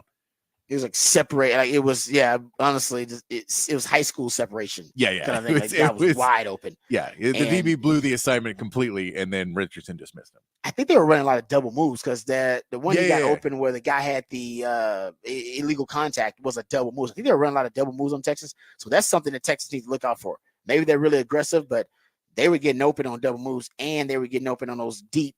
They had 3 50-plus yard bombs against the Texans. One of them ended up being a 60-yard touchdown. But how about this stat about Anthony Richardson? And this is just unfathomable that this dude can throw the ball 65 yards in the air, because that's a problem for a defensive back. I usually only have to cover that much ground, like defend that much ground, when it's a Hail Mary situation. And now you're telling me just in regular passing downs, if this dude gets enough time, he can just chunk it casually. And he was under duress, by the way, when he made that throw. It wasn't like he had a totally clean pocket. He can just throw it 65 yards. That's crazy. But how about this? He had 2 passes over 50 yards in the game. Both traveled more than, he had 2 passes that traveled more than 50 yards in the air per Next Gen Stats. His touchdown pass to Alec Pierce traveled 65.3 yards in the air, which is just crazy. Last year, no quarterback had more than 1 completion of 50 or more air yards all season. Richardson had 2 in that game. 5 quarterbacks in 2022 had 2 all season. This dude had 2 in the same game. He is a special type of freak. I mean, that's just wild to have that kind of arm strength. But it's the gift and the curse. He only completed 47% of his passes. Yeah. So, I mean, he can't make the easy, casual throw, but he can make the spectacular wow throws. Yeah, but that's the thing is like you have between those big plays, and then you throw in the block punt. You take a Texans team that held the ball for double the amount of time that the Colts did. They ran 76 plays, the most in the NFL in week 1, to the Colts 43, the least in the NFL by 5. Cincinnati had 48. So it was 5 less than the Bengals, who had a really bad output in week 1. And they were still able to be in that game late in the game, lost by 2. That's a credit to Anthony Richardson, have a ability that he's able to put him into games by just being able to throw it downfield. But at the same part for the Texans, you can't have that vital of a misstep in your game that, you're just getting missed because you're trying to stay up on the ball. I think trying to watch Richardson as well. They were trying to, Petrie was one that we saw got beat a few times. Mm-hmm. I saw him chasing on a few plays where he's been playing up a lot more, and it's helping him out in a lot of factors, but you cannot get beat because you want to be in front. You want to be part of a big play. You can't get beat on a big play the other way, and he got beat a few times. And it's, Stingley he was okay, but Stingley was pretty good. The rest of that DB room, they're going to have to keep working on, and that's going to be one that, everyone is going to take shots on them for the next 3 to 4 weeks. Yep, they should. Because why wouldn't you if they're after that? We go, whoa, they played good. They stopped the run. They held Jonathan Taylor to 3 yards of carry? Oh, yeah. They stonewalled the run game. Like, really did. They stonewalled it. And honestly, had most of the passing game. Like I said, the quarterback completed less than 50% of his passes. It was just, like you said, the block punt, and then those 3 big chunk yardage plays that put them in easy scoring position, easy field position. And that's really kind of what it comes down to. And how about this? And to your point about how it was Jalen Petrie and the safeties that gave up a lot of those big plays, Stingley played pretty well, and so did Lassiter against the Colts. Neither one of those guys allowed one of those 50-yard bombs. They came against the safeties and the nickels. Yeah, they knew where to attack, and it worked. So that's something that D'Amico is going to have to look into in this next week, because you just cannot let that be something that continues to happen, because it is brutal to watch a game where, both of us, I think yesterday, walked in and said, I don't know how it was that close. Because the feel of the game, just on one watch, the feel of the game was, Texans dominated. They were playing better defense. They were playing better offense. They were clearly the better team, yet somehow it was a close game down the stretch, and they needed some big plays down the stretch to get the win. You're now going in to week 2. You're playing the Bears in week 2. So you should be, but I will say Caleb Williams loves to improvise and loves off schedule, and he run around and then chunk it downfield. And chunk it downfield. That's actually what he does really. That's one of the things he does really well. So you are in a similar situation again of a team that managed to put together a win last week without having a good offensive performance. So you should watch out, because the one thing they apparently can do is going to be something and they've also got receivers. They got receivers. I was about to say that's what I'm really concerned. They got the receivers, and not that the Colts don't, but their receiving core is better than the Colts, don't we think? Yeah, and that was the thing. Stingley was on Pittman a lot, and Glasser was on. Pittman didn't do much. No, and that's supposed to be their number one. Played well. That's who they just paid. Yeah. That's their number one. It was Pierce, the guy that Mitchell was, and Mitchell who got open, but he wasn't able to get the ball. But Pierce was the one who caught some of those big ones. Yeah, he caught two of them actually. Yeah, 2 of those big bombs. It's a concern. It's like you said, it shouldn't have been close, and it ended up being close, and for 2 reasons: the bombs they gave up and the block punt. So in 2 phases of the game, the Texans got to be a little bit more buttoned up, and I think pass protection they got to work on a little bit. I thought the Colts were able to get to C.J. Stroud a little too much. I think it was 4 sacks, but just the pressure they put on C.J. I haven't seen the pressure numbers. I'll find those, but I don't think they put a lot of pressure on. The pressure was. There was too many plays where C.J. Stroud was getting pressured while there was at least one lineman not touching anybody. That's a problem. And that's That what it means, is. yeah, That's communication. But when you have guys and you're double teaming one guy and one guy's playing against two, you're like, somebody has to work these protections out, and you just keep missing them. And that one to me was a big one. If whoever's calling the protections for the Texans wasn't nailing it. So I don't know if it's Stroud. I don't know if it's could be Stroud. Yeah, I don't know. I'm not sure. I'll do some research on that. That's a good point because I don't know. He's a second-year QB. I figured he definitely wasn't doing it last year. Yeah, as a rookie. They might have empowered him with that, but maybe they should rethink it. Maybe it should be like, no, we'll want you to play more free. We'll take that off your plate for a while. Because remember, that's what Jalen Hurts is doing it this year, and he's been in the league how long? This will be his first year setting their protections without Kelsey there.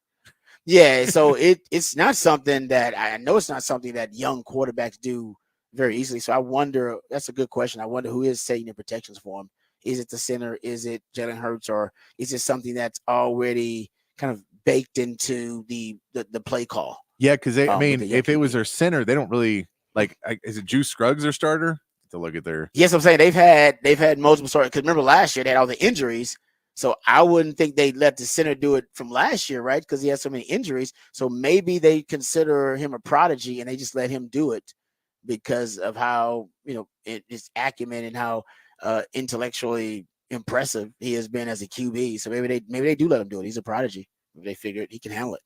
Yeah. But it was, as I said, it was a little shaky versus the Colts, so they do need to clean that up as well. All right, there you go with some Texans and Cowboys conversation. We have some audio from the head coach, from Steve Sarkisian, talking about his team.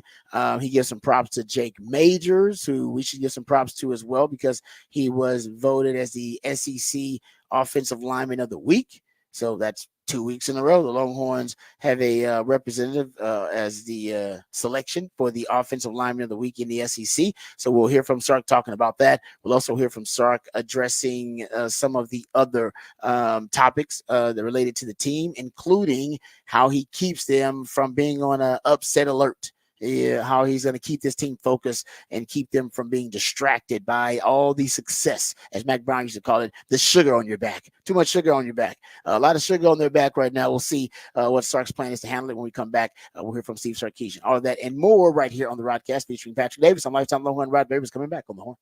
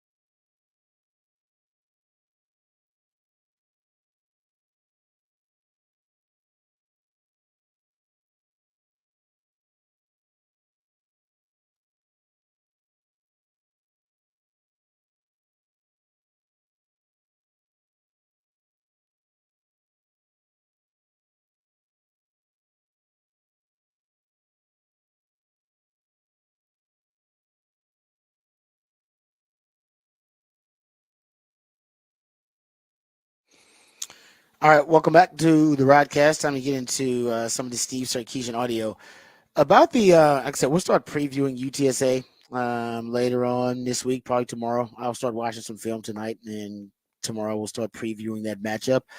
But I'm pretty sure right now, I don't think Jaden Blue should play versus UTSA. I mean, he got nicked up, and he said I got rolled on. Was no big deal. And yeah, I mean, so he can play. He obviously came back into the game versus Michigan and ended up scoring a touchdown. But considering the situation at running back, lost CJ Baxter for the season, lost Christian Clark for the season, we're down to you. At one point, you were down to 3 scholarship running backs. Then you brought in a graduate transfer at running back as well. I don't know. I don't think I'd play Jaden Blue at all. Maybe he'd suit up. Maybe I'd suit him up, dress him out. I mean, I would probably start him, and then he probably wouldn't play much past the first quarter because of where you expect to be. But I would give him that if he wants to go out there and play. I go, okay, no, I'll let you go out there and get this play and I get give started. him first drive. That's what I'm saying.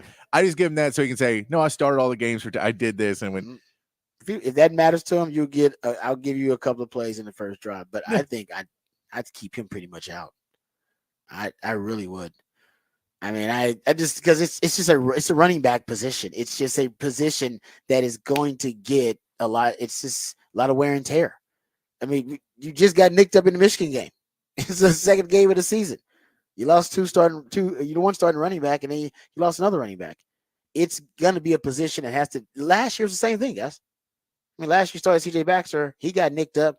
Then Jonathan Brooks gets it. Jonathan Brooks gets hurt for the season.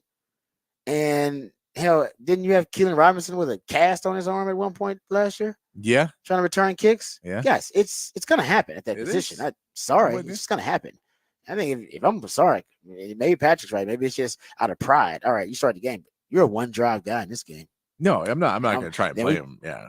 One drive, and it was Trey Wisner's show, Jared Gibson's show. What was his name? Colin Page. Colin Page, your walk on. You have Belton Gardner. There you go, Belton Gardner. I got a committee. That's good. And look, we can talk, or we can play the clip from Sark. You want Niblett to get in there and get some work.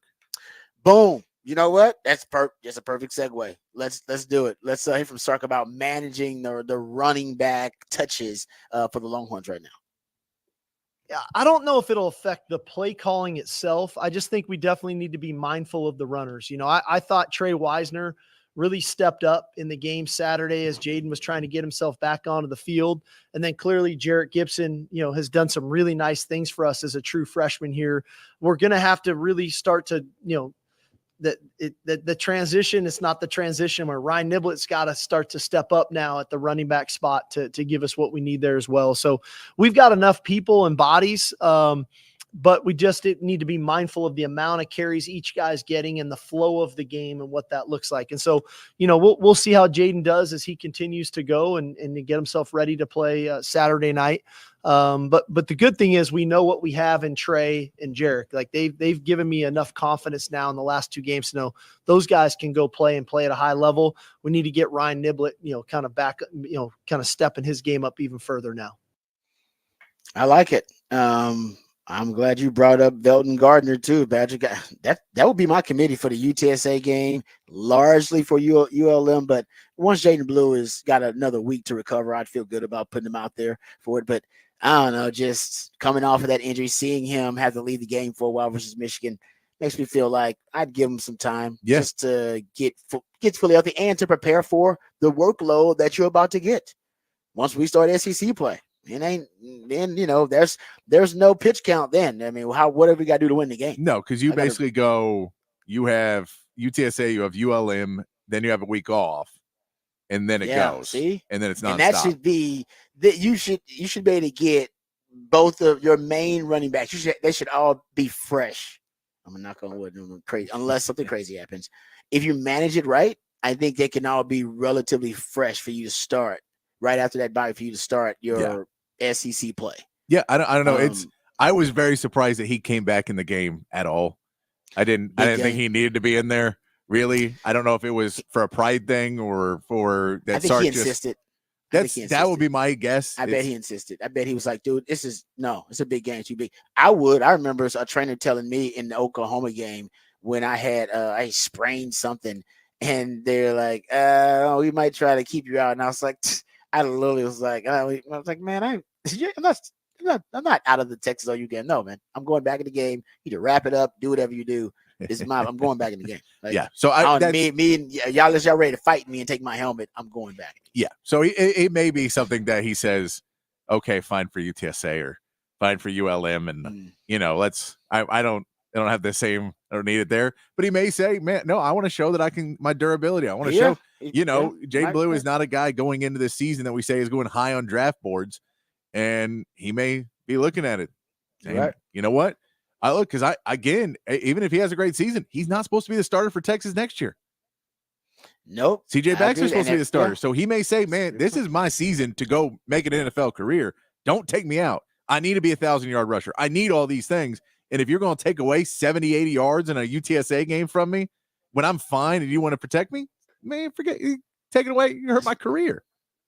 So I could believe that's fair. That's fair. A logical thing. If he says he's okay to go, I mean, so I'm with you. I didn't think he needed to be back in the Michigan game.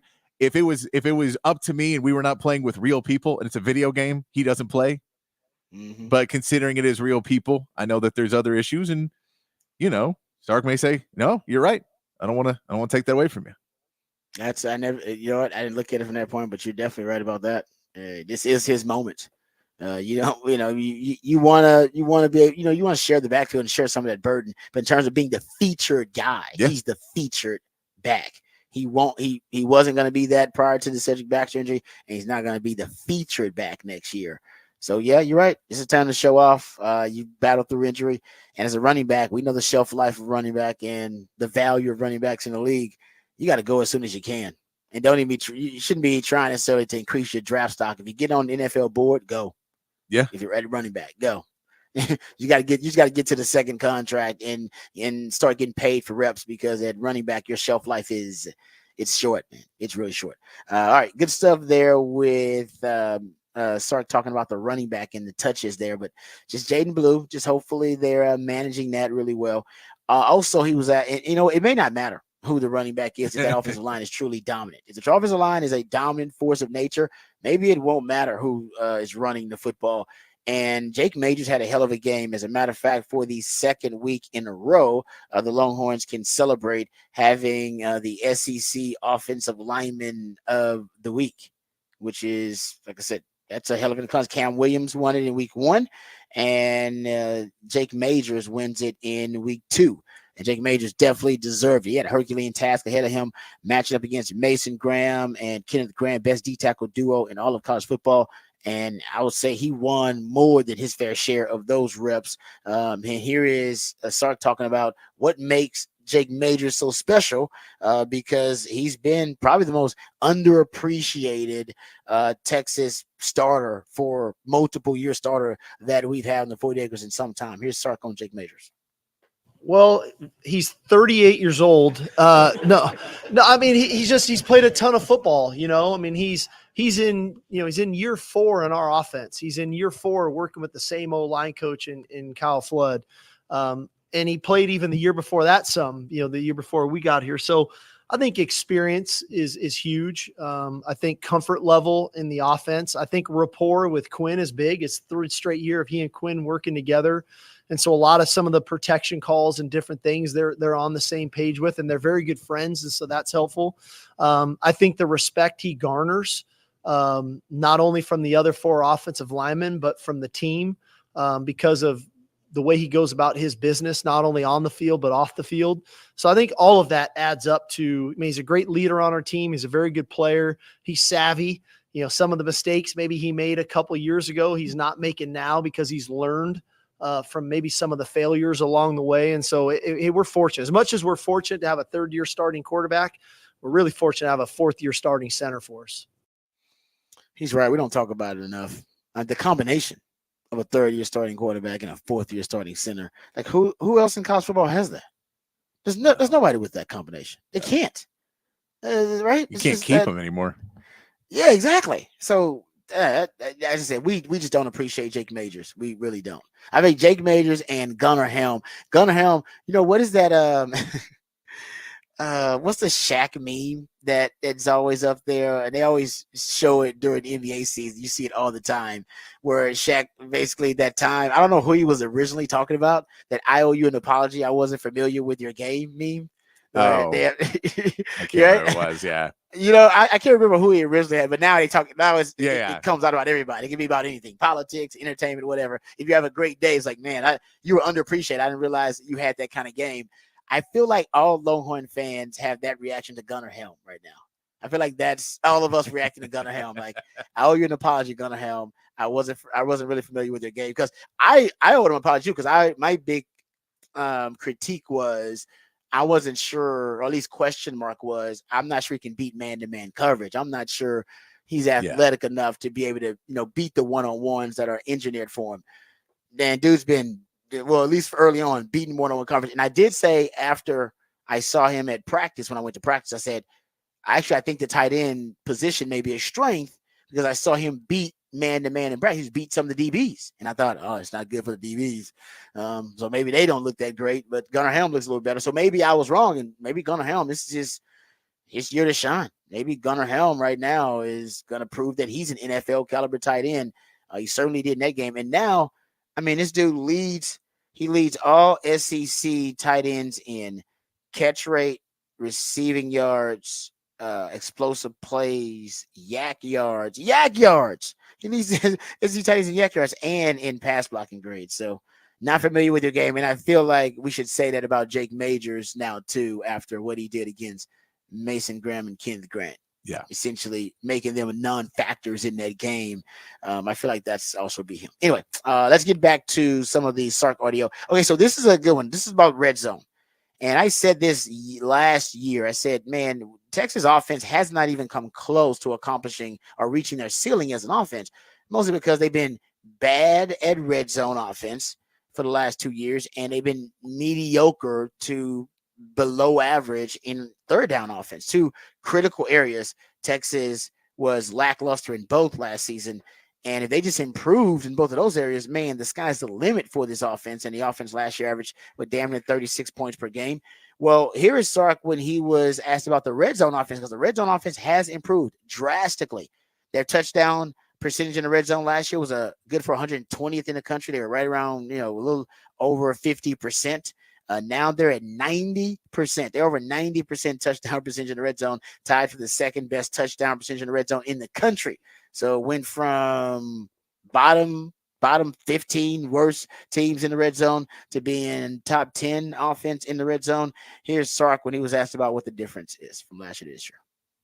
I think we've minimized the self-inflicted wounds, and the reason I say that is, of the 11 drives, 10 were touchdowns. The one drive we didn't score Saturday, we have first and goal on the 6. We get a false start penalty. Now we're first and goal on the 11. Second down play, we run a counter play. We don't block it properly. Third down, that was first down, recreated. The second down play, we run a power play we felt like was really good. We don't go block the safety. The safety makes a tackle in the hole. And then third down is tough. When you have third and goal from the 10, that's a difficult scenario. But it goes back to the self-inflicted wounds. When we really evaluated last season, it was A, penalties, and B, execution. And so, again, sometimes the execution is on us as coaches, that maybe we have too much that they have to learn, that they can't know the finer details of those calls.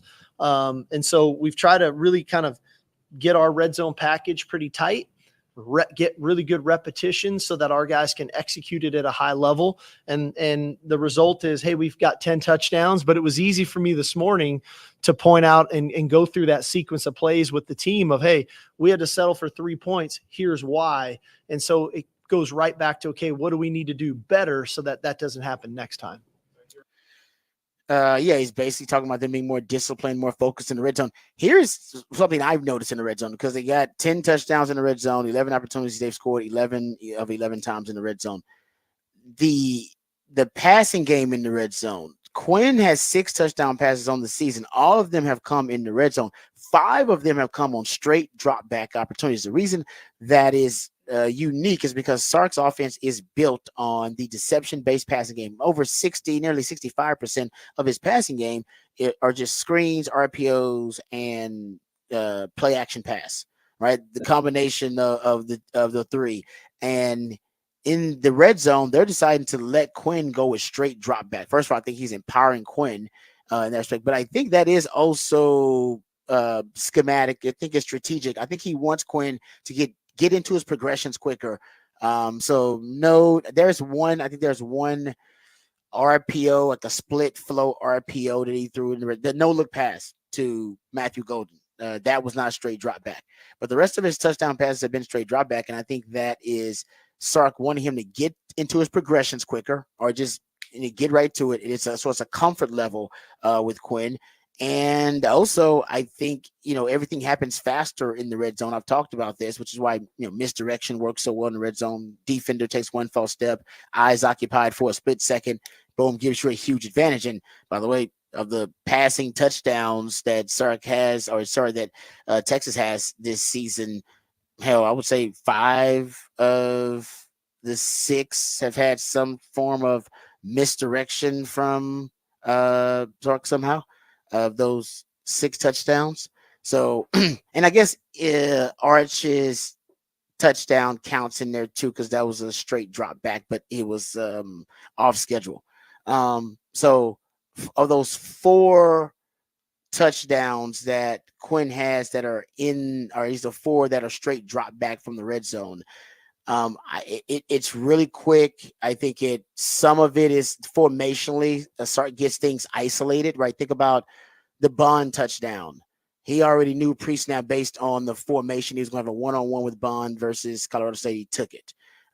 Think about the Matthew Golden. Let me say which one. The Matthew Golden touchdown. He runs the out route on the rub route. It was the 3-yard touchdown on the straight drop back. He knows pre-snap that's going to be the route he goes to because of the rub concept. And think about the Jaden Blue touchdown, the straight drop back versus Michigan. He knows formationally once they motion him out of the backfield because of the numbers on that side of the ball and the lack of leverage by the Michigan defenders. Oh, this first read is going to be wide open. And remember, it was a package play because they ran double slant with that bunch formation to that side Jaden Blue was on, but it was essentially a toss sweep concept and Jaden Blue beating the guys to the corner. So it was a package play concept, which means if the Jaden Blue read wasn't open, he could have come back to the double slant. But he knew pre-snap, oh, that Jaden Blue's going to be wide open. They didn't even adjust to it properly. They didn't adjust to the motion. So I just got to get it to him quick enough and let him beat them to the corner. You know what I mean? They got the numbers advantage. So I think a lot of it is cleaning it up for him formationally. Sark does a great job of that with the play design, the formation design, and then allowing Quinn to just execute the one-on-one, just the easy throw. And he can make his short intermediate throws are among the best in the country. No, I don't know if there's a quarterback that's better in the short intermediate range than Quinn. Okay, so we'll get to matter of fact, other side, we'll get to who said that on the other side. That's when we play pieces of audio from the sports world, sometimes beyond the sports world, and based on the context clues or familiarity of the voice.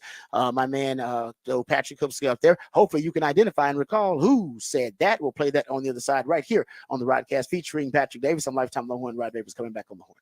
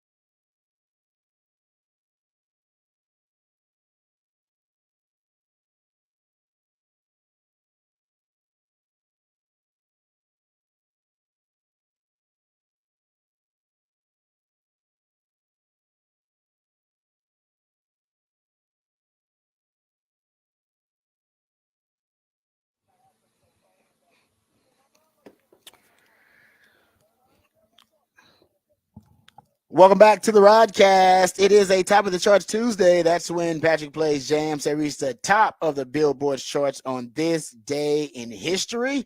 And because of my man Patrick always taking care of the musically themed days of the week, we appreciate him. Want to let him know that. Also, he comes up with the topic for the big fat poll of the day, which is posted. You can go check that out at the Horn ATX. He wants to know which one of the week 1 outcomes in the NFL was most surprising in your opinion, and your choices. Pretty simple. We want the Patriots, Bengals, the Steelers beating the Falcons, or the Bears. The Bears beating the Tennessee Titans. And 75% of you who are voting said the Patriots beating the Bengals. Easily the most surprising outcome of week 1. All right, let's get right into it. It's usually when we play Who Said That. That's when Patrick plays pieces of audio from the sports world, sometimes beyond the sports world, and based on the context clues or familiarity of the voice, hopefully you can recall and identify who said that. Yeah, I mean, we certainly deserve to lose as well, but our guys did find a way. Great job on the defensive play to create the safety. Offense did a really nice job until, we lost our mind and didn't play with the discipline. We deserved to lose because we did everything you could possibly do to give somebody a chance to win. So, but they did find a way to win there. Great job by the D again there on that last drive to make them use the clock and get off the field with a victory. Said it twice. Deserved to lose. That was Brent Venables, Oklahoma head coach. Hey, he said it twice to the media. How many times did he say it in practice? Yeah, at least he's being honest. Yeah. I mean, that was an atrocious offensive performance. My man CJ Vogel had this one. Oklahoma had 12 drives versus U of H. Only one gained more than 35 yards on offense. OU's final 8 drives, 8 offensive possessions: punt, punt, punt, interception, punt, missed field goal, punt, punt. Ugh. Yeah, that's ugly, man. That's UGLY, and there's no alibi for that. So yeah, they matter deserves to lose it, but as long as you keep winning, that's all that matters, man. All that matters is you keep winning. The Longhorns right now, they're winning, and Longhorn fans are excited about it. Tomorrow, we'll talk more Longhorn football. We'll start previewing Texas versus UTSA tomorrow. Of course, lots more NFL news, notes, and nuggets to discuss. Matter of fact, we'll start previewing the upcoming NFL weekend. Thanks, my man Patrick, for all that you do. You do a great job. Thanks, you guys out there, for all of your support, and thanks for listening. Remember, the revolution will not be televised. We'll be talking about it right here on the Rodcast. We love you guys. We mean that. Take care of yourselves, but more importantly, take care of each other. Until next time, hook 'em and peace.